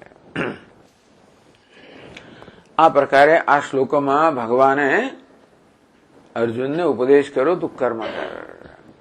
કેમ? કારણ કે અર્જુન તો કર્મથી નિવૃત્ત થઈ ગયો હતો. વિસૃજ્ય સશરમ ચાપમ, એને પોતાના ધનુષ્ય બાણ બધા હેઠા મૂકી દીધા. નહીં યોત્સે, હું તો કર્મ નહીં કરું. એટલે ભગવાને બધી યુક્તિઓ દ્વારા, દલીલો દ્વારા આ ઉપદેશ આપ્યો કે કર્મ કેમ કરવું જોઈએ. એના એ જ તારા જે માટે કેવું સૌથી વધારે યોગ્ય છે, કલ્યાણકારી છે. હવે ભગવાન જરા અર્જુનને કર્મમાં પ્રોત્સાહિત કરવા માટે બે દ્રષ્ટાંતો આપે છે. પછી આપણને ભગવાન આવું કઈ કોઈ કર્યું જ ખરું? તમે કહો છો તો ખરા, મને બધું કરવાનું કહો છો કે બીજાએ કર્યું જ ક્યારેક? તમે કરો છો? આમ કઈ એવું પૂછ્યો? એટલે ભગવાન બંને વસ્તુ બતાવે છે. બીજાએ પણ કરેલું છે અને હું કરું છું. આ પેલો ખાલી ઉપદેશ નથી આપતા. પેલો ઉપદેશની અંદર પોકાતા હોય, જયારે આપણે કશું હોઈએ નહીં, એનો ઉપદેશ કરીએ એ પહોંચે નહીં. ભગવાનનો ઉપદેશ કેમ પહોંચે? કારણ કે ઉપદેશ ક્યાંથી આવે છે? એ પોતે જે છે એ જ ઉપદેશ કરે છે, પોતાનો જ ઉપદેશ કરે છે. એટલે પહેલા ભગવાન આપણને અર્જુનને કહે છે કે જો અર્જુન, ભૂતકાળની આ પરંપરા છે, તારા જેવા તો તું જેના આદર્શ માને છે એ લોકો કેવી રીતે જીવનમાં સફળતા પ્રાપ્ત કરી એ તું સાંભળ. તો 20મા શ્લોકમાં કહે છે કર્મણૈવ હિ સંસિદ્ધિમ કર્મણૈવ હિ સંસિદ્ધિમ આસ્થિતા જનકાદયઃ આસ્થિતા જનકાદયઃ લોકસંગ્રહમેવાપી લોકસંગ્રહમેવાપી સંપશ્યન કર્તુમર્હસી સંપશ્યન કર્તુમર્હસી કર્મણા એવ હિ સંસિદ્ધિમ આસ્થિતા જનકાદયઃ. અર્જુન ક્ષત્રિય છે એટલે ભગવાન ક્ષત્રિય રાજાઓનું દ્રષ્ટાંત આપે છે. પેલા બીજાનું દ્રષ્ટાંત કે નહીં, આ તો બધા બ્રાહ્મણ છે, આને વૈશ્ય આ નહીં જોઈએ. એને ક્ષત્રિયમાં આદર, દરેકને પોતાનામાં આદર હોય. એટલે કારણ કે દરેકને થોડો ગર્વ હોય ને કે હું ક્ષત્રિય છું. અર્જુન એવો ગર્વ હતો ને ક્ષત્રિય છું, પણ ક્ષત્રિયનું દ્રષ્ટાંત આપે છે. જનકાદય, જનક વગેરે. જનક છે અજાત શત્રુ, અશ્વ પ્રભૃતિ, ટૂંકમાં અશ્વપતિ, આ બધા જે છે રાજાઓ પ્રસિદ્ધ છે શાસ્ત્રમાં, વેદોમાં, ઇતિહાસમાં, પુરાણોની અંદર આ બધા ક્ષત્રિય રાજાઓ જે રાજર્ષિઓ હતા, રાજાઓ પણ ઋષિઓ પણ હતા, અર્થાત જ્ઞાની મહાપુરુષો હતા. આ જનક રાજા તો બધા જ જાણે છે, બીજા નામ તમે કદાચ ના પણ જાણતા હો. રામચંદ્રજી પણ એ જ કક્ષાના હતા, ભાઈ તો ભગવાન હતા, જાઓ જાણે. બીજા અજાત શત્રુની કથા આવે છે, અશ્વપતિ વગેરે આ બધા રાજાઓ હતા. એ કેવા હતા? જ્ઞાની મહાપુરુષ હતા, ક્ષત્રિય હતા. એટલે ભગવાન જનકાદય, જનક વગેરે. તો એ અર્જુન તો તું જાણે છે ને આ બધા રાજાઓ સંસિદ્ધિમ આસ્થિતા, એ લોકો સંસિદ્ધિમ સફળતા, આ જીવનની સફળતા પ્રાપ્ત કરી, જેનું વર્ણન બધા 17-18 શ્લોકમાં કરવામાં આવ્યું. એ પ્રકારની સફળતા રાજાઓએ પ્રાપ્ત કરી હતી. કેવી રીતે? કર્મણા એવ હિ, કર્મ વડે જ, અકર્મ વડે નહીં, નિષ્ક્રિયતા વડે નહીં. કર્મણા એવ, કર્મ દ્વારા જ. કર્મ એટલે કયું કર્મ? નિષ્કામ કર્મ, નિસ્વાર્થ કર્મ. કર્મ એટલે આત્મસમર્પણની ભાવનાથી થતું કર્મ, ઈશ્વરને અર્પણ થવાની ભાવનાથી થતું કર્મ. એનું નામ કર્મ. કર્મ માત્ર પ્રવૃત્તિ નહીં, માત્ર ચેષ્ટા નહીં. કર્મણા એવ હિ, આ કર્તવ્ય કર્મ વડે, ઈશ્વરાર્પે બુદ્ધિ થતા કર્મ વડે, નિષ્કામ ભાવના થતા કર્મ વડે. જનકાદય, જનક અને બીજા મહાપુરુષો સંસિદ્ધિ અર્થાત પૂર્ણતાને પામેલા હતા. અને માટે એ અર્જુન, તું પણ એ જ કક્ષાનો છે, માટે યોગ્ય છે કે તું પણ કર્મ દ્વારા પૂર્ણતાને પામ.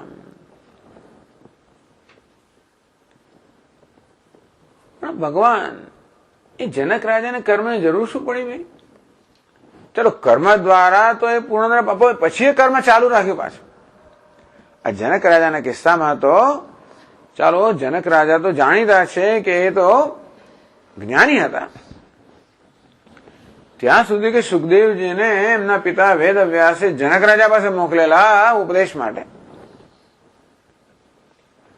તો ભગવાન એમને કર્મ કરવાની શું જરૂર હતી?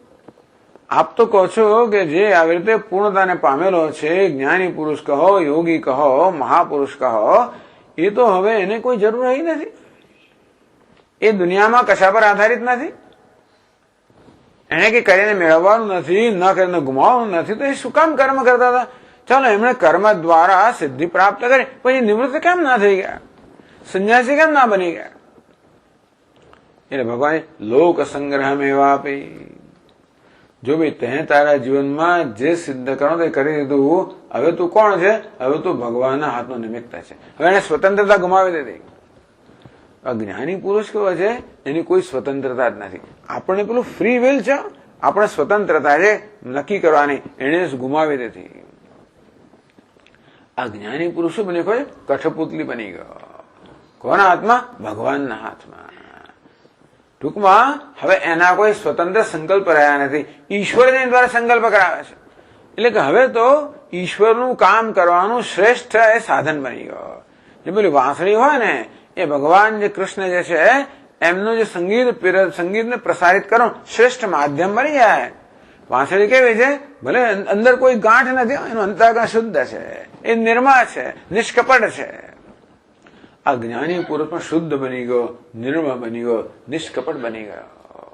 ભગવાનના હાથની નિમિત્ત બની ગયો, ભગવાનની એક વાંસળી બની ગયો. એટલે હવે એની કોઈ સ્વતંત્ર સંકલ્પ નથી. લોક સંગ્રહ મેવા આપી. હવે શેના માટે કર્મ કરે છે? લોક સંગ્રહ, લોક કલ્યાણ માટે. આ રાજાઓનો ધર્મ હતો. લોક સંગ્રહ એ રાજાનો ધર્મ છે, એની ફરજ છે. ટૂંકમાં બે વસ્તુ એને કરવાની હોય. એક તો એ કે એને પોતે ધર્મનું પાલન કરવાનું હોય, જેથી એ બીજાઓને દ્રષ્ટાંતરૂપ બને. એટલે બીજાને બધા લોકોને ધર્મ પ્રેરિત કરવા એનું કર્મ છે. તો ઉપરાંત જે લોકો ધર્મના માર્ગથી ભ્રષ્ટ થઈ ગયા હોય એમને ધર્મ પર લાવવા. આમ પેલો સારથી ઘોડાને દોડાવતો હોય, ચલાવતો હોય ત્યારે ઘોડાને છૂટ આપવી કરી, પણ જોડે જોડે લગામ ખેંચવી, ક્યારેક ચાબુકે મારવી પડે. તેવી રીતે જે લોકો ધર્મથી ભ્રષ્ટ થયા હોય એ લોકોને ધર્મના માર્ગ પર લાવવા અને જે લોકો ધર્મ આચરણ કરતા એને પ્રોત્સાહિત કરવા, આ રાજાનું કામ છે. એને કહેવાય લોક સંગ્રહ, લોક કલ્યાણ. પોતાનું કલ્યાણ થઈ ગયું, હવે શું કરે છે? લોક સંગ્રહ મેવા આપી સંપશ્યન. હે અર્જુન, તું પણ કર્મ દ્વારા પૂર્ણતા પ્રાપ્ત કર અને ત્યાર પછી લોક સંગ્રહ માટે તું પણ સક્રિય રહે.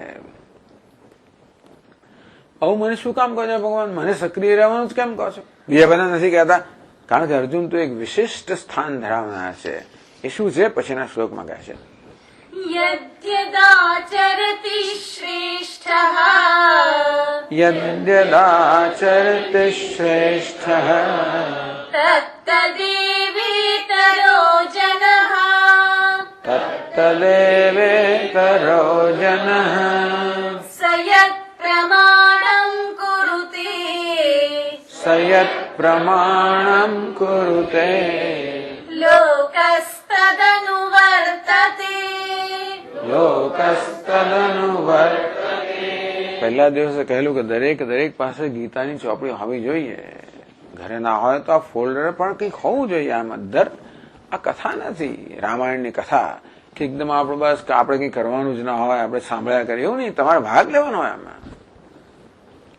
તો અંદર કશુંક જાય, બાકી ઉપરથી જતો રહે બધું. ખંખેરીને ઉભા થઈ ગયા આપણે, કોરાને કોરા રહીએ એવું નહીં. આમાં તમારે આટલું તો અપેક્ષા છે શ્રોતા પાસેથી. શું અપેક્ષા છે? કે શ્રોતાઓ આમાં રસપૂર્વક ભાગ લે. એમાં બીજું કશું નહીં. તો છેવટે ગીતાની ચોપડી કોઈ બોલે તો ખરા. આ એક એક કડી બોલે છે ચરણ, આપણે બોલીએ તો ખરા. ક્યારે બોલે? સામે હોય ત્યારે ને. તો ખબર પડે સંસ્કૃતનું ઉચ્ચારણ કેમ કરવું. તો એ પ્રકારે આપણને થોડીક એ સંસ્કૃત બોલવાની કે એનું ઉચ્ચારણ કરવાની પણ થોડીક અભ્યાસ થાય, થોડો મહાવરો થાય. કંઈક તો રસ લેવો છે ને. આપણા માવીને બેસી જ રહ્યા છીએ અને તમે નથી રસ લીધા એમ નથી કહેતો, પણ મને એવું લાગે કંઈક તમે જોતા હો, બોલતા હો કે કયો શ્લોક છે, એનું શું ભાષાંતર છે, આની અંદર દરેક શબ્દનો અર્થ આપ્યો છે, જયારે ઘરેથી જોઈને લાવ્યા હો કે આજે કયા શ્લોકો ચાલવાના છે વગેરે વગેરે, તો એમ લાગે કે બિચારો વક્તાને જરા સંતોષ થાય કે આ શ્રોતાઓ કંઈક રસ લે છે. બાકી એને એમ કે આ તો ચા બોલ કર્યા જ કરો છે ને પેલું ભેંસ આગળ ભાગવત કે પથ્થર ઉપર પાણી એવું થાય. આટલા બધા દિવસો ગયા તો લોકો એમને મજા આવે છે. કોરા કોરા ચોપડી લાવવાની પણ તસદી લેતા નથી. આ કઈ જાતની જવાબદારી છે? યદ્યદાચરતિ શ્રેષ્ઠ તત્તદેવેતરો જન. ભગવાન એક નિયમ કહે છે, યદ્યત શ્રેષ્ઠ આચરતી. શ્રેષ્ઠ પુરુષ જે પ્રકારનું આચરણ કરે તત્તદ એવ ઇતરો જન આચરતી. ભગવાન કહે છે કે બાકીના લોકો જે છે એના અનુયાયીઓ છે ને એ તો એ પ્રકારે જ આચરણ કરે છે. ભગવાન આપણને એક લોક માણસનો અહીંયા આગળ જરાક સમજ આપે છે કે લોકોનું માનસ કેવું હોય છે. સામાન્ય રીતે લોકો સ્વતંત્ર રીતે વિચાર કરીને નિર્ણય કરી શકતા નથી, એટલા માટે હંમેશા કોઈનું કોઈનું અનુકરણ કરતા હોય છે.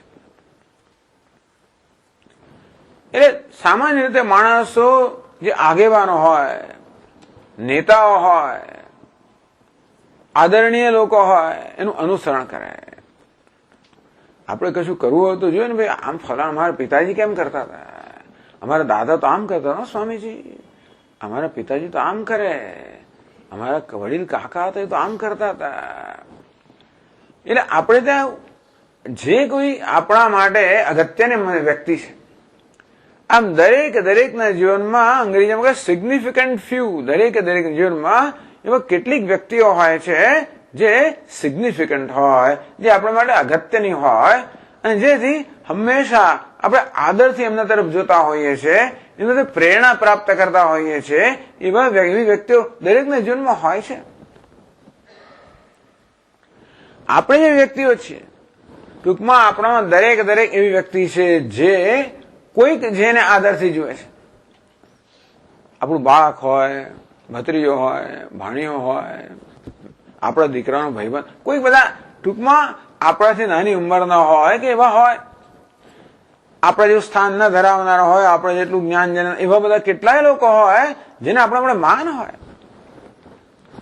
આમ દરેક વ્યક્તિ કોઈકને માટે સન્માનને પાત્ર હોય છે. નહીતર આપણે એવું વર્તન કર્યું કે સન્માન ગુમાવી બેઠા તો જુદી વાત છે, એવું પણ કરતા હોય છે લોકો. ઘણીવાર વડીલો એવું વર્તન કરે બધું સન્માન ગુમાવી બેસે છે. એટલે ઘણીવાર અમેરિકામાં જોઈએ છે કે આપણા મા બાપ બાળકોનું સન્માન ગુમાવી બેસે છે. એવું કેમ થાય ખબર છે? ઘણીવાર જુઠ્ઠું બોલે, વચન આપ્યું કોઈ પાલન ના કરે, છેતરે, પોતાનું કામ કરાવવા માટે, પોતાની અનુકૂળતા માટે જાતનું નાનું કરતા હોય બધા.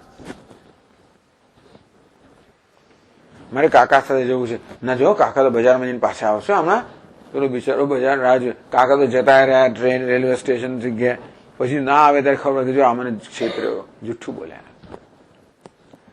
તું આમ કરીશ તો લાવી આપે, પછી ના લાવી આપે. આમ નાનું બહુ આપણને કઈ મહત્વ ના જાણે, પણ બાળક માટે બહુ મહત્વની વસ્તુ હોય છે કે જો મારા મા મારા બાપ જો આ જુઠ્ઠું બોલે છે, છેતરે છે, વચન નથી પાળતા, આ બધી માણસ પર બહુ અસર કરતી હોય છે. એક સમય એવો આવે છે બાળકનો નિર્ણય થાય કે આ લોકો તો પ્રામાણિક છે જ નહીં, ડિઝોનેસ્ટ, આમ યુ આર લાઇંગ. આમ બાળક 12-15 વર્ષ ત્યાં સુધીમાં પહેલા એને બાળકને બહુ આદર હોય મા બાપ માટે. એની માટે મા બાપ ભગવાન છે, બીજું કઈ જાણતું જ ના હોય ને. પણ જેમ પોલમ પોલ ખબર પડે, જેમ પેલા શિવજીના ગુણ તો પોઠિયો જ જાણે ને. બહારના લોકોને એમ તો અંદરના ને બધી ખબર હોય કે શું ચાલી રહ્યું છે. તેથી જેમ બાળક આ જાણે તેમ ધીમે એના મનમાં પેલો આદર જતો જાય. બાકી દરેક મનુષ્ય કોઈને કોઈના આદરને પાત્ર હોય જ છે. આમ જયારે આપણે કોઈના આદરને પાત્ર હોઈએ, કોઈ આપણો આદર કરતું હોય, આપણો વિશ્વાસ મૂક્યો હોય, આપણા શ્રદ્ધા ધરાવનાર હોય, તો આપણી જવાબદારી ખૂબ વધી જાય છે. કોઈને આપણા આદર તો આપણે આદરણીય બનવું પડે, એ બહુ મોટી જવાબદારી છે. કોઈ શ્રદ્ધા મૂકી હોય તો આપણે શ્રદ્ધેય બનવું પડે. એ શ્રદ્ધેય બનવા માટે આપણી જાતને અમુક રીતે આચરણ કરવું પડે, જેથી એ કોઈની પણ શ્રદ્ધા ટકી રહે. નહીં તો આપણે મહાન કોઈને હાનિ કરનાર નીવડીએ. કોઈ આપણે શ્રદ્ધા મૂકીને પછી આપણા વર્તનમાં એને અનુરૂપ ના હોય તો જે નિરાશા પેલી જન્મતી હોય છે એ બહુ દુઃખ જન્માવનારી હોય છે. યદ્યદાચરતે શ્રેષ્ઠ તત્તદેવ ઇતરો જન. કારણ કે બાળક હોય પોતે વિચારી શકે એમ નથી, અને માટે જે વડીલ હોય એનું અનુસરણ કરે. કોઈ પિતા પેલા સિગરેટ પીતા પેલી દીકરાને બેટા સિગરેટ ના પીવાય, હા બાપા નહીં પીવું, બાથરૂમમાં જઈને પીએ. ટેલિફોન આવે એને કે કહી દે નથી પપ્પા ઘેર નથી, મારા પપ્પા કહે છે મારા પપ્પા ઘેર નથી. આવું જ વર્તન બીજું શું શીખે? એની પાસે એ શીખવા માટે ક્યાં જવાનું છે? ટૂંકમાં અત્યારે એને માટે શ્રેષ્ઠ વ્યક્તિઓ આ છે. એ દેદાચરતે શ્રેષ્ઠ આપણે પિતા હોઈએ, માતા હોઈએ, દાદા હોઈએ, દાદી હોઈએ, વડીલ હોઈએ, જે કોઈ હોઈએ, કુટુંબમાં હોઈએ, આપણા પડોશમાં હોઈએ, આપણી સંસ્થામાં હોઈએ, આપણે નોકરી જે જગ્યાએ આપણે હોઈએ, જે સ્થાને હોઈએ, આપણે હાથની એક માણસ કામ કરતો પણ આપણે એનાથી તો ઊંચા ખરા જ ને. આમ દરેક માણસ માટે વાત છે. આમ તો ભગવાન અર્જુનને કહે છે કે જે આગેવાનો છે, નેતાઓ છે, સમાજમાં પ્રતિષ્ઠિત સ્થાન ધરાવનારા છે, જે લોકો પ્રતિષ્ઠિત છે, સત્તાશાળી છે, વિદ્વાન છે, જેમણે જેણે ઘણું શિક્ષણ પ્રાપ્ત કર્યું છે, વૈજ્ઞાનિકો હોય, એ બધા હોય, જે લોકો આદરણીય છે. આપણે વૈજ્ઞાનિકોનો આદર કરીએ, ધનવાનોનો આદર કરીએ, સત્તાશાળીનો આદર કરીએ, કરવો જોઈએ. કલાકારોનો આદર કરીએ, ખેલાડીઓનો આદર કરીએ, કેમ ના કરીએ? આદરણીય છે. આ ક્રિકેટના બધા લોકો આદરણીય છે, એમ મહાન સિદ્ધિ પ્રાપ્ત કરે છે. અને પછી તમે પેલા ફિક્સિંગ મેચ, આ બધા તો કેટલી શરમજનક વાત છે કે તમે જાણતા નથી કે લાખો લોકો તમારા પ્રત્યે કેવા આદરથી જુએ છે અને ખબર પડે કે આને તો 2-5 લાખ રૂપિયા લીધા, ખલાસ થઈ ગયો. કેટલી બધી ઇમેચ્યોરિટી, ટૂંકમાં કેટલી અપરિપક્વતા, કેટલી બાલિશતા છે. ભલભલા લોકો મિનિસ્ટર થયા, ફલાણા થયા, ઢીકણા થયા, આવું તમે કરો એટલે તમારી ચાલો 2, 5, 10, 25 કરોડ મળી ગયા તમને, પણ તમે ગુમાવ્યું, તમારું સ્થાન ગુમાવ્યું, આદર ગુમાવ્યો, તમારી શ્રદ્ધેયતા ગુમાવી. કોઈ શરમ સંકોચ છે જ નહીં. કઈ જગ્યાએ આપણે છીએ, કઈ જાતની અપેક્ષાઓ આપણી પાસે છે, એ અપેક્ષા પણ વર્તવું જોઈએ. યદ્યદાચરતે શ્રેષ્ઠ તત્તદેવ ઇતરો જનઃ. દરેક મનુષ્ય જે સ્થાનમાં હોય એ સ્થાનને શોભાવવું જોઈએ, એને અનુરૂપ એને જવાબદારીપૂર્વક વર્તન કરવું જોઈએ. કારણ કે જે લોકોનું અનુસરણ કરનારા છે એના જેવું જ વર્તન કરશે. અરે કોઈ પણ યુવાન તમે કઈ કહી જ ના શકો, સ્વામી આ બધી વાતો છે, કોણ તમે આ બધા અત્યારે પ્રામાણિક કોણ છે? વાતો તમે કરો છો, કોણ પ્રામાણિક છે? જ્યાં જુઓ ત્યાં આવું જ દેખાતું હોય તો એ લોકો શું દ્રષ્ટાંત લે? કોણ તો એ લોકો શું એમાંથી બોધ લે? આમ ભગવાન કહે છે કે દરેકે જીવનમાં દ્રષ્ટાંત આપણે દાખલો બેસાડવો જોઈએ વર્તન દ્વારા. સયત પ્રમાણમ કુરુતે લોકસ્તનો વર્તતે. 2 વસ્તુ છે આગેવાન માટે ભગવાને કહી.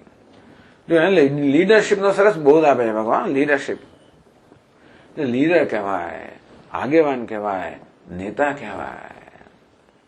એને 2 વસ્તુ જાણવી જ જોઈએ. એક તો જે પ્રકારનું વર્તન હું કરું છું એ વર્તનનું અનુસરણ બીજાઓ કરે એવી પૂરી શક્યતા છે. અને બીજી પંક્તિમાં કહે છે સયત પ્રમાણમ કુરુતે. જે પ્રકારની માન્યતા એ ધરાવતો હોય, જે પ્રકારની સમજ ધરાવતો હોય, તો એ માન્યતાઓ સમજનું બીજા આદર કરતા હોય છે, એનું અનુસરણ કરતા હોય છે. અમારા નાસ્તિકો તો બીજા નાસ્તિક પણ જો અમારા સાહેબ આવા છે, આપણને જેનો માન હોય એ ભગવાન માનતો તો આપણે ભગવાન માનીએ, એનામાં તો આપણે ના માનીએ.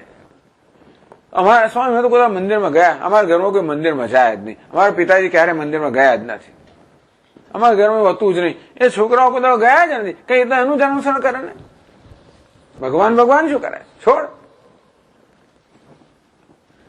સયત પ્રમાણ જે પ્રકારની માન્યતાઓ ધરાવતા હોય, જે પ્રકારની ભાવનાઓ ધરાવતા હોય એનું અનુસરણ થતું હોય છે.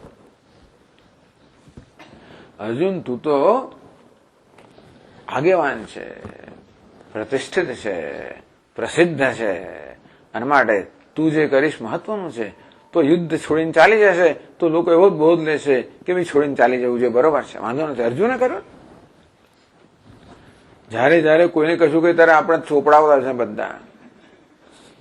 પેલા તો આમ કરે છે, આપણે કે તું આમ કર, પેલી તો આમ કર્યું, પેલા આમ કર્યું. અરે એટલે ટૂંકમાં આપણે બોધ કયો લઈએ? પેલાએ શું કર્યું? ટૂંકમાં એને કયો ભંગ કર્યો તો હું કેમ ના કરું? બીજાએ સારું શું કર્યું એનો બોધ કોઈ ના લે. પણ પેલો તે વખતે આમ કરી ગયો, જો તે વખતે તમે સ્વામી શું કર્યું, અમે કેમ ના કરીએ? ટૂંકમાં બીજાઓ જે ભંગ કર્યો, કાયદાનો ભંગ કર્યો, મૂલ્યનો ભંગ કર્યો, જે કર્યો અમે કેમ ના કરીએ?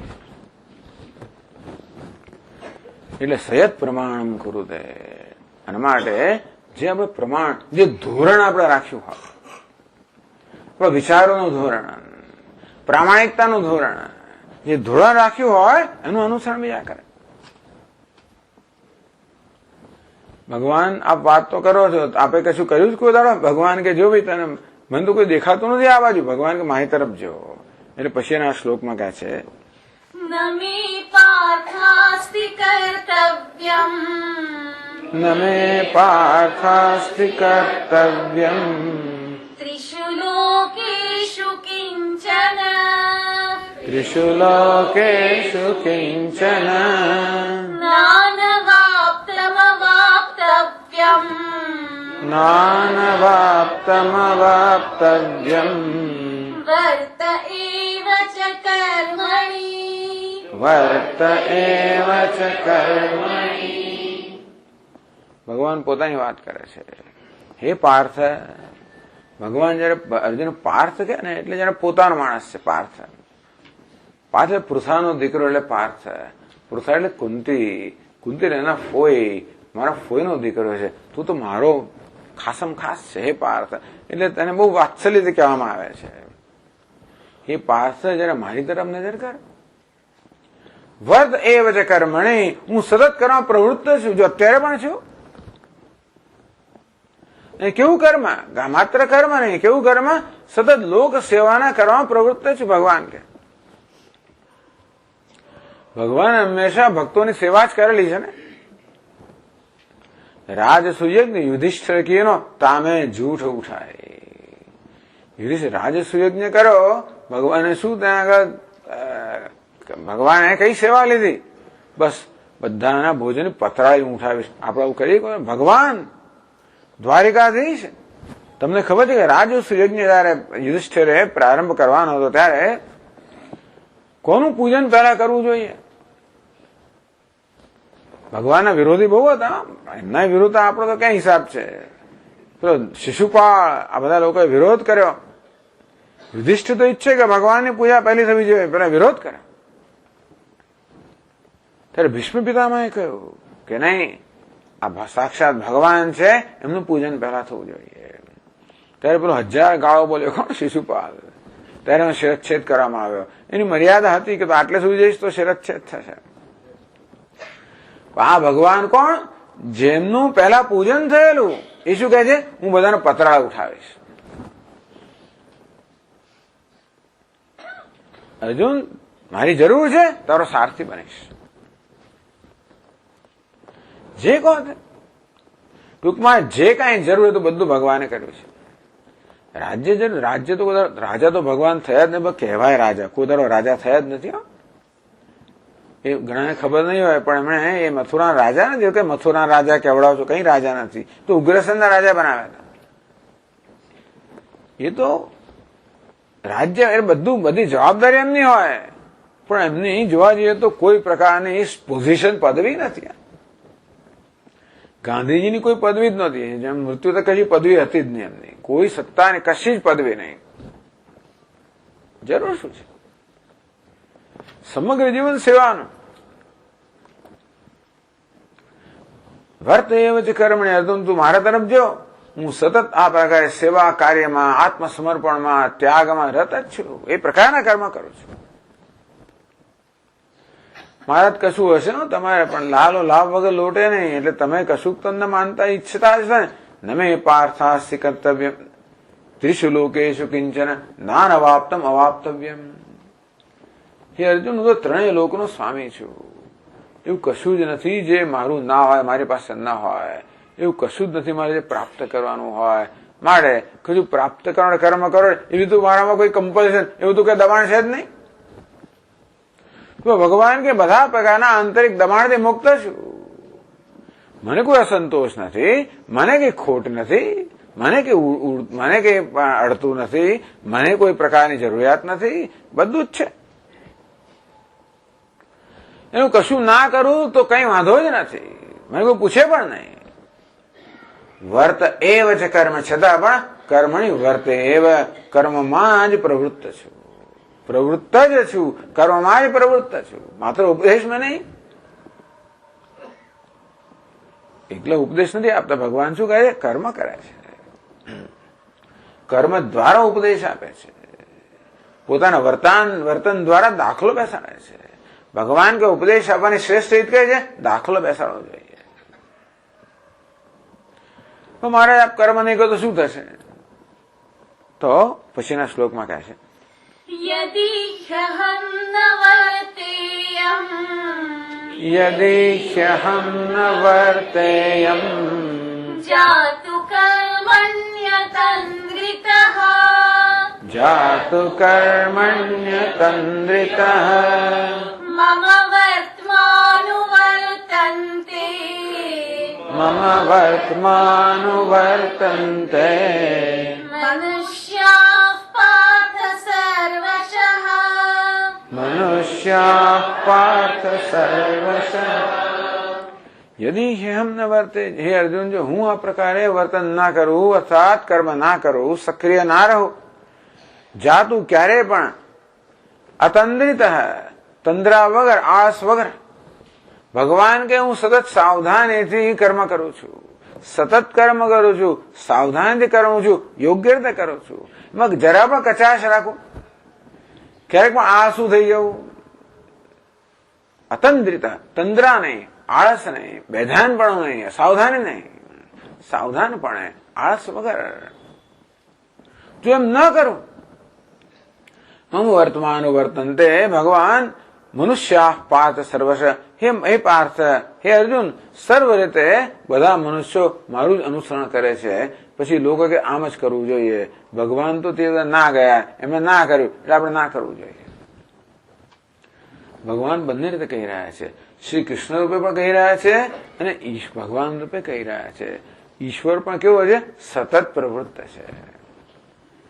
સૂર્ય રૂપમાં સતત પ્રકાશ ફેલાવી રહ્યો છે, ચંદ્ર રૂપમાં શીતળતા પૃથ્વીના રૂપમાં ધારણ કરી રહ્યો છે, જળના રૂપમાં તૃષા छिપાવી રહ્યો છે, અગ્નિ રૂપમાં બધાને ખોરાક પચાવી રહ્યો, સતત કર્મ કરે છે ને. અણુ દ્વારા ભગવાન સક્રિય છે. ક્યાં નિષ્ક્રિયતા જગતમાં નથી, કારણ કે આ જગત ઈશ્વરનું અભિવ્યક્તિ છે. આ અભિવ્યક્તિ છે, સક્રિય અભિવ્યક્તિ છે, ચેતનવંતી અભિવ્યક્તિ છે. તો જ્યાં સક્રિયતા ચેતન છે, નિષ્ક્રિયતા એટલે જડતા છે. ઈશ્વર રૂપે હું સતત કર્મ ના કરું, ચાલો સુરતને એમ છે કે આજે 2 કલાક મોડા જઈએ, એવું ના ચાલે. એવું થયું જ કોઈ દિવસ કે સુરત ભગવાન જયારે 1 કલાક મોડા ઉઠ્યા, વહેલા ઘેર જતા રહ્યા, ઘરેથી ફોન આવ્યો છે આજે મારે 2 કલાક વહેલા જવું છે, આજે સિક લીવ લીધી. આ બધું હિન્દુસ્તાન મનુષ્યમાં છે, હિન્દુસ્તાનમાં ચાલે, બાકી કશે ચાલે વાલે નહીં. ભગવાન તો નથી ચલાવતા. યદિ હેમ ન વર્તેયમ જાતુ કર્મણિ અતંદ્રિત મમ વર્તમાનુવર્તેયમ મનુવર્તમાનુવર્તન્તે મનુષ્યા પાર્થ સર્વશ. આ જગતની અંદર નિષ્ક્રિયતા હોય તો બધા માણસો નિષ્ક્રિય બની જાય, પણ સતત સક્રિયતા છે. કેવી સક્રિયતા? આત્મસમર્પણ રૂપી સક્રિયતા છે. એ પ્રકારે ભગવાન કે હું સતત સક્રિય છું. હું નહીં કહું તો શું થશે? તો ભગવાન પછીના શ્લોકમાં કહે છે उत्सीदेयुरिमे लोकाः उत्सीदेयुरिमे लोकाः न कुर्यां कर्म चेदहम् न कुर्यां कर्म चेदहम् शङ्करस्य च कर्ता स्याम् शङ्करस्य च कर्ता स्याम् उपहन्यामि माः प्रजाः उपहन्यामि माः प्रजाः उत्सीदेयुः इमे लोकाः न कुर्यां कर्म चेदहम्. જો હું કર્મ ના કરું, જો હું સક્રિય ના હોઉં તો સમગ્ર જગત છે એનો નાશ થઈ જાય. તો વિચાર કરો, પવન બંધ થઈ જાય શું થાય? ભગવાન પવનના રૂપમાં બંધ થઈ જાય શું થાય? તો ખબર છે એકવાર આપણા હનુમાનજી, બાળ હનુમાનજી એની માતા અંજની માતાના ખોળામાં સૂતેલા હતા અને ભૂખ લાગી. દૂર અમને એક સફરજન દેખાયો. કયું સફરજન? ઉગતા સૂર્યનું લાલચોળ સફરજન દેખાય. કૂદ્યા, સફરજન ગઈ ગયા, માવું મૂકી દીધું તો શું થાય? દુનિયામાં અંધકાર ફેલાઈ ગયો. એટલે બધા દેવતાઓ ગયા ઇન્દ્ર પાસે કે જો આ બાળક તો આ સુરત ને ગળી ગયા, અંધકાર ફેલાય તો કઈ કરો. ઇન્દ્ર ઈરાવત પર આવ્યો, પોતાનું વજ્ર લઈને બાળકને જોરથી માર્યું. એટલે એમના આ જડવા પર છે ને જે જોરથી ઘા થયો ને એટલે વળી ગયો. એટલે એને હનુમત કહેવામાં આવે. જો હનુ એટલે જડબું. જેવું વજ્ર વાગ્યું પડ્યું બાળક, બેભાન થઈને પડી ગયો જમીન પર. એના પિતાને ખબર પડી, વાયુ દેવતાને ખબર પડી કે મારા પુત્ર પર આવી રીતે આઘાત કરવામાં આવે છે. એ તો બહુ દુઃખી છે, ગુસ્સે થઈ ગયા, બંધ થઈ ગયા. વાયુ હે તો બંધ થઈ ગયો, આખી દુનિયા તો ત્રાસી ગઈ. બધા બ્રહ્માજી ભાઈ કઈ કરો. બ્રહ્માજી આવ્યા, ત્યારે છંટકાવ કર્યો. હનુમાનજી વળી પાસે જાગ્રત થયા, વળી પાસે વાયુ દેવતા ચાલુ થઈ ગયા, વળી પાછા શ્વાસમાં શ્વાસ આવ્યો. કશું બંધ થઈ જાય, વાયુ બંધ થઈ જાય તો અગ્નિ કે મારું કામ નહીં કરું. તો રસોડામાં અગ્નિ કામ ના કરે, આપણા પેટમાં અગ્નિ કામ ના કરે, સૂર્ય અગ્નિ કામ ના કરે, કશું પાકે જ નહીં. જળ કે હું કામ ના કરું, તરસ ના છીપાવ તો શું થાય? ઉત્સીદેર મેં લોકા, ભગવાન કહે કે આ સમગ્ર લોક, આ સમગ્ર તો અંત આવી જાય જો મારું કર્મ ના કરો. ન કુર્યામ કર્મ ચેદહમ. અને મનુષ્યો પણ મારું આ પ્રકારે જયારે અનુસરણ કરે ત્યારે જોઈએ કે ભાઈ કામ ના કરવું બરાબર જ છે, વાંધો નથી. એટલે શું થાય? બ્રાહ્મણ એનું કામ ના કરે, ક્ષત્રિય એનું કામ ના કરે, અથવા જેમ ફાવે એમ ચાલે. શંકર કરતા શ્યામ, અહીં કોઈ પ્રકારની વ્યવસ્થા નહીં, અવ્યવસ્થિત બધું બની જાય. ઓ ભાન્યા પ્રજા, આ બધી પ્રજા છે, બધા લોક, બધા મનુષ્યનો નાશ કરવા માટે હું પતન કરવાનું કારણભૂત બનું. હું તો ભગવાન છું, આ દુનિયાને કલ્યાણ માટે આવેલો છું. અને જો હું જવાબદારીપૂર્વક ન જીવું તો ખરે કલ્યાણને બદલે લોકોનું પતન કરનાર માટે કારણ બનવું. મારે તું જો, મારી તરફ જો. આમ ભગવાન તો વિચાર કરો કેટલા બુદ્ધિશાળી તો ભગવાન હોય તેમાં કેવી રીતે અર્જુનને કઈ કઈ રીતે એના માટે કઈ ઘૂસી ગયું કર્મ નહીં કરવું તો કર્મ કેમ કરવું જ જોઈએ. ન કરો તો શું થાય? બધી દલીલો બતાવે છે. અર્જુનો કર્મ કરવા તૈયાર થયો હોય તો શું ધ્યાન રાખવાનું? કર્મ કરવા તૈયાર થઈ ગયો તો શું ધ્યાન રાખવાનું? તો પછીના શ્લોકમાં કહે છે સક્તા કર્મણ્ય વિદ્વાંસઃ, સક્તા કર્મણ્ય વિદ્વાંસઃ યથા કુર્વન્તિ ભારત, યથા કુર્વન્તિ ભારત કુર્યાત વિદ્વાંસ તથા સક્તઃ, કુર્યાદ વિદ્વાંસ તથા સક્તઃ ચિકીર્ષુ લોક સંગ્રહમ, ચિકીર્ષલોક સંગ્રહમ. હે અર્જુન, તો હવે તારામાં હવે આ નવું મૂલ્ય જન્મ્યું કે મારે કર્મ કરવું છે, મારે સેવા કરવી છે, લોકોનું કલ્યાણકારક કામ કરવું છે. અર્જુન પ્રેરણા આવી ગઈ એટલે હવે આ પ્રકારે ઉત્સાહિત થયેલો અર્જુન સમાજમાં જાય, ત્યાં આગળ નવા મૂલ્યો લઈને કે બસ લોક કલ્યાણ માટે મારે કર્મ કરવું છે, મારે હવે સેવા કરવી છે, આત્મસમર્પણ કરવું છે, યોગી બનવું છે. તો તું જાય ને જયારે આટલું ધ્યાન રાખજે કે તું જેની મધ્યમાં રહીને કર્મ કરવાનો છે એ લોકો તારા જેવા નથી. નિષ્કામ કર્મ કરવાનું મૂલ્ય તારામાં જન્મ્યું છે. તું કોઈ અપેક્ષા વગર કર્મ કરવા તૈયાર થયો છું, પણ તું દુનિયામાં જઈશ તો એમના તને આવા લોકોમાં હશે. દુનિયામાં તો લોકો બધા હંમેશા સ્વાર્થથી જ કર્મ કરતા હોય. દરેક કર્મ દ્વારા વ્યક્તિગત લાભની ઈચ્છા રાખતા જ હોય.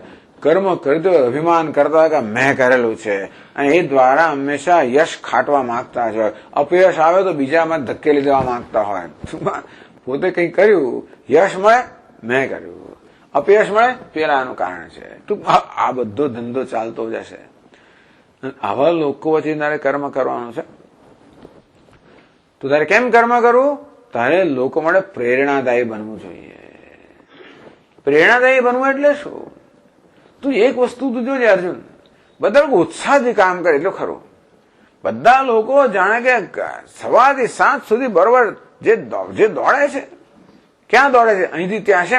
વધારે કેમ મેળવેલો, વધારે કેમ મેળવેલો, વધારે ધંધો કેમ કરવું, વધારે ફલાણું કેમ કરવું, વધારે સત્તા કેમ મેળવું. ટૂંકમાં દરેક આવી રીતે ભૌતિક વસ્તુઓની સિદ્ધિ ઈચ્છતા હોય છે. એના માટે અર્થ કામ માટે એ લોકો સતત પ્રયત્ન છે. આ એમને ખૂબ ઉત્સાહ ઉત્પન્ન કરે છે. એ લોકો સ્વાર્થી હશે, ઘમંડી હશે, અજ્ઞાની હશે, અવિવેકી હશે, પણ એક વસ્તુ એ બધા ઉત્સાહથી કામ કરતા છે. એમનો ઉત્સાહ ક્યાંથી આવે છે? એમનો ઉત્સાહ તો આ કર્મ કરવા દ્વારા શું વ્યક્તિગત લાભ મળે છે એનાથી એમનો ઉત્સાહ આવે છે. તો તારે શું કરવું છે? તારે ઉત્સાહથી કર્મ કરવું જોઈએ. આપણે શું છે કે આપણે એકવાર નિસ્વાર્થ બને એટલે આપણું કોઈ પ્રેરણા અંદર રહે જ નહીં. સ્વામી મારે કશું મેળવ તો કર્મ શું કહેતા આપણે પ્રેરણા કેવી રીતે જન્મે? કશું મેળવવાનું જ નહીં, મારે કઈ મેળવવાનું તો પછી કર્મ કરવાનો ઉત્સાહ ક્યાં રહે સ્વામીજી? એટલે આવી જયારે આપણે આ બોધ આપવા ત્યારે ઉત્સાહ જ જતો રહે છે. કર્મ કરવાનું કરવું, મને કઈ મળવાનું નથી તો ઉત્સાહ ના રહે. એટલે હમણાં સેવા કરવા જાય પણ મોડું ચડાવીને સેવા કરતો હોય, વિલે મોડે કરતો હોય, ઉત્સાહ જ નથી. ભગવાન કે નહીં એમ તો ના જઈશ ભાઈ, તું કામ કરે તો ઉત્સાહપૂર્વક કર્મ કર. બસ મારો ઉત્સાહ મારા શેમાંથી મને મળે? ઉત્સાહ પ્રેરક તો કશું છે જ નહીં, એમને કઈ મળવાનું તો છે નહીં, તો ઉત્સાહ શેનો હોય? તો ઉત્સાહ એટલે દુનિયાનો ઉત્સાહ શેમાંથી આવતો હોય છે? કર્મફળમાંથી આવતો હોય. આપણે શું વ્યક્તિગત લાભ થશે એ બધો ઉત્સાહ આવતો હોય. તારો ઉત્સાહ શેમાંથી આવો છે? ચિકીર્ષુ લોક સંગ્રહમ સક્તા કર્મણ્ય વિદ્વાંસ યથા કુર્વન્તિ ભારત. એ ભારત અવિવેકી લોકો કેવી રીતે આસક્ત થઈને કર્મ કરતા હોય, પરંતુ કેવો ઉત્સાહપૂર્વક કર્મ કરે છે કે અમને પેલો લાભ મળશે, પેલું મળશે, પેલું મળશે એમ કરીને. કુર્યાદ વિદ્વાંસ તથા આ વિદ્વાન કર્મયોગી એ પ્રકારે ઉત્સાહપૂર્વક કામ કરવું જોઈએ. એક જ ફેર છે આસક્ત. બીજા બધા આસક્તિથી કામ કરે છે, તારે અનાસક્તિથી કામ કરવું. બીજા બધા કર્મફળની આસક્તિથી કામ કરે છે, તારે કર્મફળની આસક્તિથી નહીં. તો ક્યાં આસક્તિ રાખવી? કર્મમાં આસક્તિ રાખ. એટલે ભગવાન આસક્તિનું આપણું કેન્દ્ર બદલવા માંગે છે. આસક્તિ તો આપણો સ્વભાવ છે, એ ક્યાંક તો આસક્ત રહેવાનું જ, ક્યાંક તો જોડાવાનું છે. ભગવાન શું કહે છે? તારી આસક્તિ કર્મફળમાં છે ને, એમાંથી મુક્ત થઈને તું કર્મમાં આસક્ત થા, કર્મનો આનંદ લે. આ સામાન્ય માણસો કર્મફળનો આનંદ લે, કર્મ કરવા દ્વારા જે મળવાનો છે એનો આનંદ લે છે. ટૂંકમાં આનંદ તો ભૂતકાળ ભવિષ્યમાં આવશે ને. વર્તમાનમાં કર્મ છે, કર્મફળ તો ભવિષ્યમાં છે ને. એટલું જ નહીં, પરંતુ કર્મ અનિશ્ચિત પણ છે, એટલે આપણને આનંદ મળશે એની ખબર નથી. પણ વર્તમાન કર્મ વર્તમાન એ તારા હાથમાં છે. કર્મફળ તારા હાથમાં નથી, કર્મ તારા હાથમાં છે. એટલે ભગવાન એક બહુ સરસ રીત બતાવે છે. આસક્તિ ક્યાં રાખવી? કર્મમાં આસક્તિ રાખ. આનંદ છે ને લો, કર્મનો આનંદ લે. કેવા કર્મનો? નિષ્કામ કર્મનો. ચિકીર્ષુ લોક સંગ્રહમ. પેલા લોકો પોતાનો લાભ લેવા માંગે છે, તું શેના માટે કર્મ કર? લોકોનો લાભ આપવા માટે. પેલા બધા કેવી રીતે કર્મ કરે છે? સ્વાર્થથી પ્રેરણા. તું કેમ કર્મ કર? નિસ્વાર્થ ભાવે કર્મ કર. એ લોકોનો ઉત્સાહ શેમાંથી આવે છે? શું લાભ મળશે એમાંથી. તારો ઉત્સાહ શેમાંથી આવવો જોઈએ? ભગવાને મને કેવી તક આપી. આપણે કર્મ ક્યારે કરી શકીએ? તક હોય ત્યારે. આવડ થવી જોઈએ, સમજ હોવી જોઈએ, જ્ઞાન હોવું જોઈએ, બધું હોય ને, કુશળતા હોય તો કર્મ થાય. નાનું ગમે તે કર્મ કરવું હોય. આપણે સેવા ક્યારે કરી શકીએ ખબર છે? કોઈ સેવા લેવા તૈયાર હોય ત્યારે ને. તમે ખવડાવી ક્યારે શકો? કોઈ ખાવા તૈયાર હોય ત્યારે કે નહીં? તો કોણ કોના પર ઉપકાર કરે છે મને કહો? આપણે એને ખવડાવીને ઉપકાર કરીએ છીએ કે એ માણસ મને ખવડાવવાની તક આપીને ઉપકાર કરે છે? કોણ કોનો ઉપકાર કરે છે? દાન ક્યારે કરી શકે? કોઈ દાન લેવા તૈયાર હોય ત્યારે ને. ઘણી વાર દાન લેવા તૈયાર. સ્વામી મેં કહ્યું ભાઈ ફલાણા બોલાવે એક જતને કે જો મારી ઈચ્છા છે કે તમારી આ તમારો મંડળ છે, જ્ઞાતિ છે ને, એમાં તમારા બાળકોને માટે. સ્વામી કે બહુ ધન અમારે તો જરૂરત નથી, બહુ ભંડોળ છે, બધું જરૂરત નથી. તો આપણે શું કરીએ? આપી ના શકીએ. આપણે સેવાય ક્યારે કરી છે કે કોઈ સેવા લેવા તૈયાર હોય ત્યારે, ખરું કે નહીં? એટલે સેવક તો ખરેખર નમ્ર છે, એ તો કૃતજ્ઞ છે કે ભગવાન મને તક આપી સેવા કરવાની. તું નમ્રતાથી કર્મ કર. તને તું વિચાર કર કે આ પ્રકારનો તને પ્રિવિલેજ મળ્યો, વિશેષ અધિકાર મળ્યો, તું તો ભગવાનનું કૃપા માત્ર છે. એનો આનંદ લે, એનાથી ઉત્સાહથી કર્મ કર. એ જ પ્રકારનો ઉત્સાહ. ઉત્સાહ ક્યાંથી આવે છે? સત્કર્મ કરવાનો ઉત્સાહ. બહારથી ના જણાવીશું, બહારથી તો એમના જેવો એવું તું વર્ત છે. એટલે પછીના શ્લોકમાં કહે છે ન બુદ્ધિભેદં જનયેત ન બુદ્ધિભેદમ જનયે અજ્ઞાનાં કર્મસંગિનાં અજ્ઞાનામ કર્મ સંગિનામ જોષયેત સર્વકર્માણિ જોષયેત સર્વકર્માણિ વિદ્વાન યુક્તઃ સમાચરन् વિદ્વાન યુક્ત સમાચરન. ન બુદ્ધિભેદમ જનયેત. તું બહાર જઈને જાહેર ના કરીશ કે હું તો સેવક છું, લોક કલ્યાણ માટે કર્મ કરું, અરે તમે એમ કરો, એવું ના કહીશ ભાઈ. તું તારી પોતાની ભાવના છે ને બધી અંદર રાખજે. બહારથી તું જાણે એમના જેવો એવી રીતે જ રહેજે. આપણે બીજા પાસે જઈએ ખરા અને મધ્યમાં જાણે આપણે કઈ વિશેષ હોઈએ કે જુદા હોઈએ તો લોકો આપણો સ્વીકાર કરે જ નહીં. આપણે જ્યાં જઈએ એના જેવા થઈએ ને તો જ આપણો સ્વીકાર થાય, બાકી સ્વીકાર કોઈ કરે નહીં. તમે ટ્રેનમાં મુસાફરી કરતા હો અને પેલા 4 જણ બેઠેલા હોય, પત્તા રમતા હોય, ત્યાં જઈને ઉભા રહીને જુઓ તો જોવાની દે, રમવું હોય તો આવી જા ને જા. પેલા બીડી પીતા હોય, હા બેસો, પેલો તરત બીડી ધરે નહીં તો તું ભાગ જાય અહીંયાથી. એમના જેવા હો તો સ્વીકાર કરે, બાકી તમને સ્વીકાર નહીં. તેવી રીતે તમે સમાજમાં જઈને સેવા કરવા માંગો, એમને સેવા કરવી સહેલી નથી. પહેલા તો સમાજના લોકો તમારો સ્વીકાર કરે અને તમારી સેવા લેવા તૈયાર થાય તો સેવા થાય ને. બહુ લોકો પ્રયત્ન કરે, સેવા થતી નથી. એટલે તું એમના જેવો થજે, બહારથી, અંદરથી નહીં. ચિત્તે કૃપા સમર નિષ્ઠુતા છે દુષ્ટા ત્વયે દેવી વરદે ભુવનત્રેપી. દેવીની સ્તુતિ કરતા કહે છે કે માં, ત્રિલોકમાં તારા જેવો કોઈ નથી. તું જયારે યુદ્ધમાં તું યુદ્ધ કરતી હોય અસુરો સાથે તે નિષ્ઠુર જણાય છે, પણ તારા હૃદયમાં તો કૃપા છે. એ નિષ્ઠુરતા દ્વારા કૃપા કરી રહી છે. ઇત્થમ ત્વયી સર્વહિતેષુ અહિતેષુ સાધ્વી. અહિત કરનારા માટે પણ હે સાધ્વી તો કેવી કૃપા કરી રહી છે. એની કૃપા અંદર પેલા રાક્ષસ જાણે કૃપા કરે તો એમનું વર્તન જુદું હોય. આ તો કઈ નિષ્ઠા મારી જ નાખવાની છે તો જ એ લોકોનું વર્તન બરાબર હોય. તેમ તું બહારથી એમના જેવો હોય એ પ્રકારે જ રહેજો તો તારો સ્વીકાર થશે. ન બુદ્ધિભેદમ જનયેત. એમના કદાચ હું જુદો છું, નિષ્કામ કર્મ કરનારો છું, ઘેર જાઓ તો કહી દેશે કે નહીં અમારા જેવો જ છે આ તો. એટલે એમની બુદ્ધિમાં તું વિચલિત ના કરીશ, એમની માન્યતાને વિચલિત ના કરીશ. એ લોકો કર્મફળની આસક્તિથી કરે, ઉપદેશ ના આપીશ ત્યાં જઈને કલા લોકો તમે સ્વાર્થ બનો, તું ના કહેશો.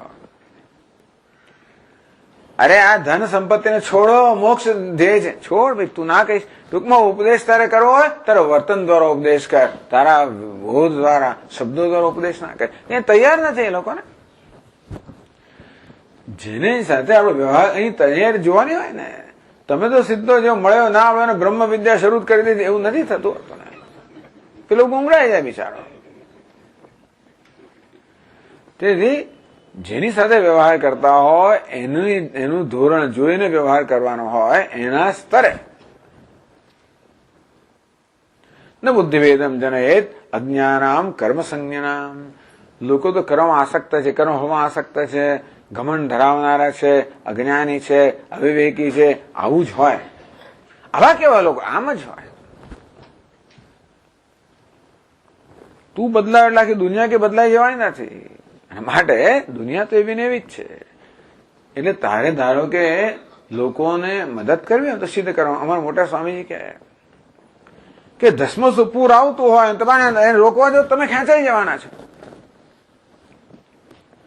તેમ આ પ્રકારે ધસમસતું પૂર હોય, સ્વાર્થનું આ બધું હોય તો તમારે શું કરવાનું? એને રોકવાનો પ્રયત્ન કરો, એની સાથે દોડો, એની આગળ નીકળો અને પછી તમે આમ માર્ગ બદલો તો તમારું અનુસરણ લોકો કરશે. તમે જાય આમ રોકવા જાઓ તો લોકો કચડીને જતા રહેશે. એટલે પહેલા તું લોકોની મધ્યમાં જા, એમની જેમ કામ કર, બહારથી એમના જેટલો ઉત્સાહ દેખાડ, એમના કરતા સારું કામ કર, પણ અંદરની તારી ભાવના કઈ છે? નિસ્વાર્થ ભાવના. એ તું જાહેર ના કરીશ. લોકોનું કે આ તો આપણાથી ચડી આવ્યો છે, તો બહુ સરસ છે, એનું અનુસરણ કરાવે, એમ કરીને એમની અંદર ત્યાં પ્રકારનું આદરણીય સ્થાન પ્રાપ્ત કર્યું. પછી ધીમે રહીને તું એમનું વર્તન બદલજે. કારણ કે ઉપદેશ કરવાની પહેલી યોગ્યતા પ્રાપ્ત કરી. એમને ઉપદેશ કરવા જાવ તો કોઈ સાંભળવાનું નથી, આપણો તિરસ્કાર જ થવાનો છે. કશું કરવાની યોગ્યતા પ્રાપ્ત કરવી જોઈએ. આમ કોઈને કહેવા માટે યોગ્યતા પ્રાપ્ત કરે. તું મને કહેનાર કોણ? તરત કહી દે. તમે તો કરતા નથી, મને છે ને કહો છો. તરત કે આપણે સાંભળીએ છીએ ને આ બધું. કેમ? કારણ કે એ કહેવાની યોગ્યતા આપણે પ્રાપ્ત નથી કરી. કોઈને કશું કહેવાની યોગ્યતા પ્રાપ્ત કરવી જોઈએ. નહીં તો પેલું કરે તોય પણ એ જાણે છે કે આ તો બોલનાર જ છે. માટે તું પહેલે યોગ્યતા પ્રાપ્ત કર. એ લોકોના આગેવાન બન, એમને તું પ્રોત્સાહિત કર. જોશેત સર્વ કર્માણી વિદ્વાન યુક્ત સમાચરણ. આ વિદ્વાન જે કર્મયોગી છે, વિવેકી છે, એ સારી રીતે કર્મ કરતા કરતા લોકોને કર્મ પ્રેમ તું જન્માવો અને પ્રેમપૂર્વક કર્મ કરતા કર. જે કરતા હોય એ કર, ભલે સ્વાર્થી કર્મ કરે. એમ કરીને એમનો આદર પ્રાપ્ત કર, એમનો આગેવાન બન, અને પછી ધીમે રહીને એમની વૃત્તિમાં તું ફેર કરી શકે છે. એટલે ભગવાને કેવી રીતે લોકોની મધ્યમાં જઈને કેમ વ્યવહાર કરવો. અહીંયા આપણે પ્રવચન સાંભળીને ઘેર ઘેર ઉપદેશ શરૂ કરી દો, તરત બંધ કરી દે. બેસ, એક દાડો ગીતા સાંભળીને આવે, એમાં શું કે સાંભળીને આવે ને આવી ગમે તેમ ટૂંકમાં તો આપણો ઉત્સાહમાં આવી ગયો કે જો અમારા સ્વામીએ શું કહ્યું. બેસ, તારા સ્વામીજીને ઓળખું છું.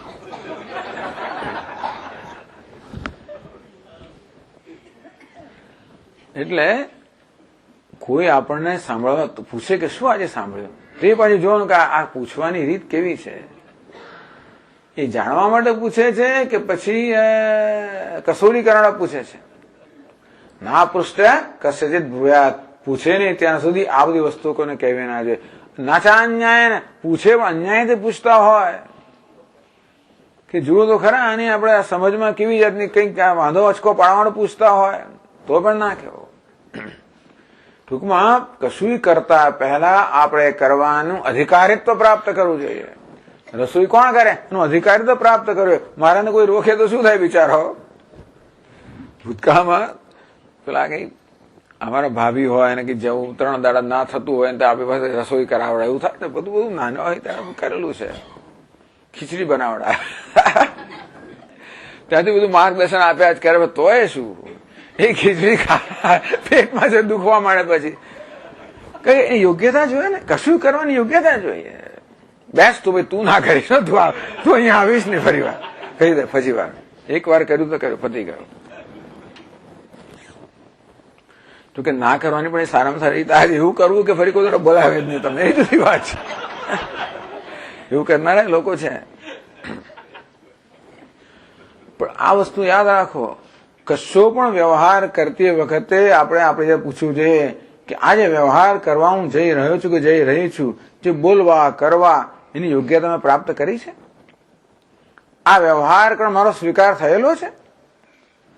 આપણે બાળકની સૂચના તો ઘણી આપીએ, દીકરા આમ ના થાય, હા બાપા નહીં કરો, એ કહેવાની મેં યોગ્યતા પ્રાપ્ત કરી છે? આ તો ખાલી પિતા પુત્રનું દ્રષ્ટાંત આપું છું, પણ આ તો ગમે તેની વાત કરું, કોઈ પણ વ્યવહારની વાત છે. અર્જુન પહેલું યોગ્યતા પ્રાપ્ત કર, એ લોકોનું સન્માન પ્રાપ્ત કર, અને એ લોકો તને સન્માન આદર કરતા થાય. પછી તું કહીશ ને તો સાંભળશે તને કે જો તમારું કલ્યાણ કરવું હોય તો આમ કરો, આમ ના કરો, તો કંઈક વિચાર છે જે તને જે લોકો તિરસ્કૃત કરી નાખશે. તને પહેલા તારો સ્વીકાર કર્યા પછી તારો આદર કરશે અને તો પછી તારું અનુસરણ કરશે. આમ ભગવાને પ્રસંગોપાત અર્જુન જયારે કર્મ કરવા, અર્જુન દ્વારા આપણને પણ વ્યવહાર કેમ કરવો એની પણ સુંદર આપણને સૂચના આપી. આપણે આવતીકાલથી આગળ કરશું. ઓમ પૂર્ણમદ પૂર્ણમિદમ પૂર્ણાત પૂર્ણમુદચ્યતે પૂર્ણસ્ય પૂર્ણમાદાય પૂર્ણમેવાવશિષ્યતે. ઓમ શાંતિ શાંતિ શાંતિ. શંકરં શંકરાચાર્યં કેશવં બાદરાયણં સૂત્રભાષ્યકૃતૌ વંદે ભગવन्तौ પુનઃ પુનઃ. ઈશ્વરો ગુરુરાત્મેતિ મૂર્તિભેદવિભાગિને વ્યોમ प्रणवव्याप्तदेहाय दक्षिणामूर्तये नमः। ॐ शान्ति शान्ति शान्तिः। हरिः ॐ श्रीगुरुभ्यो नमः। हरिः ॐ। 1, 2, 3, 4.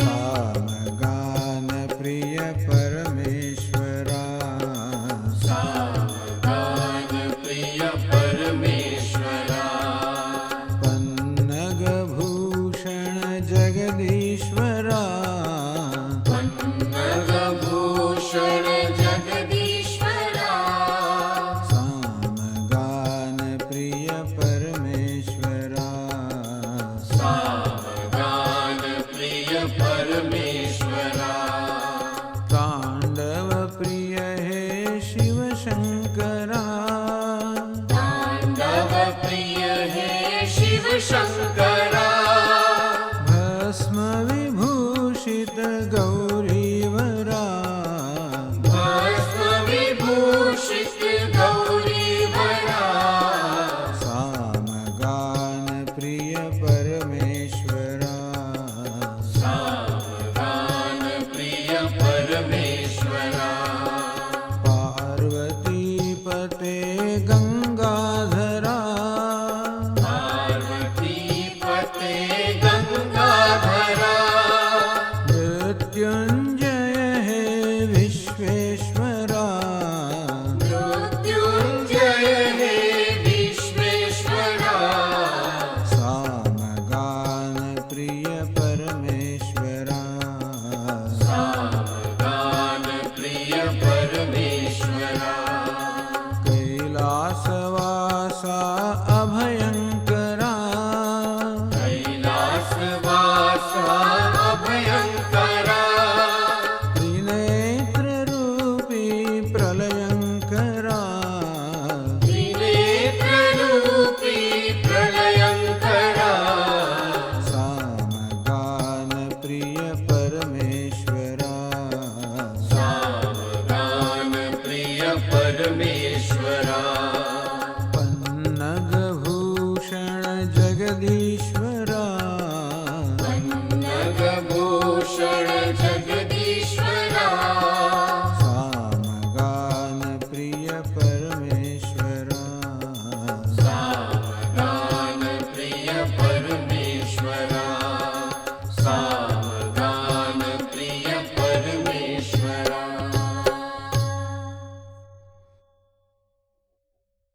3, 4.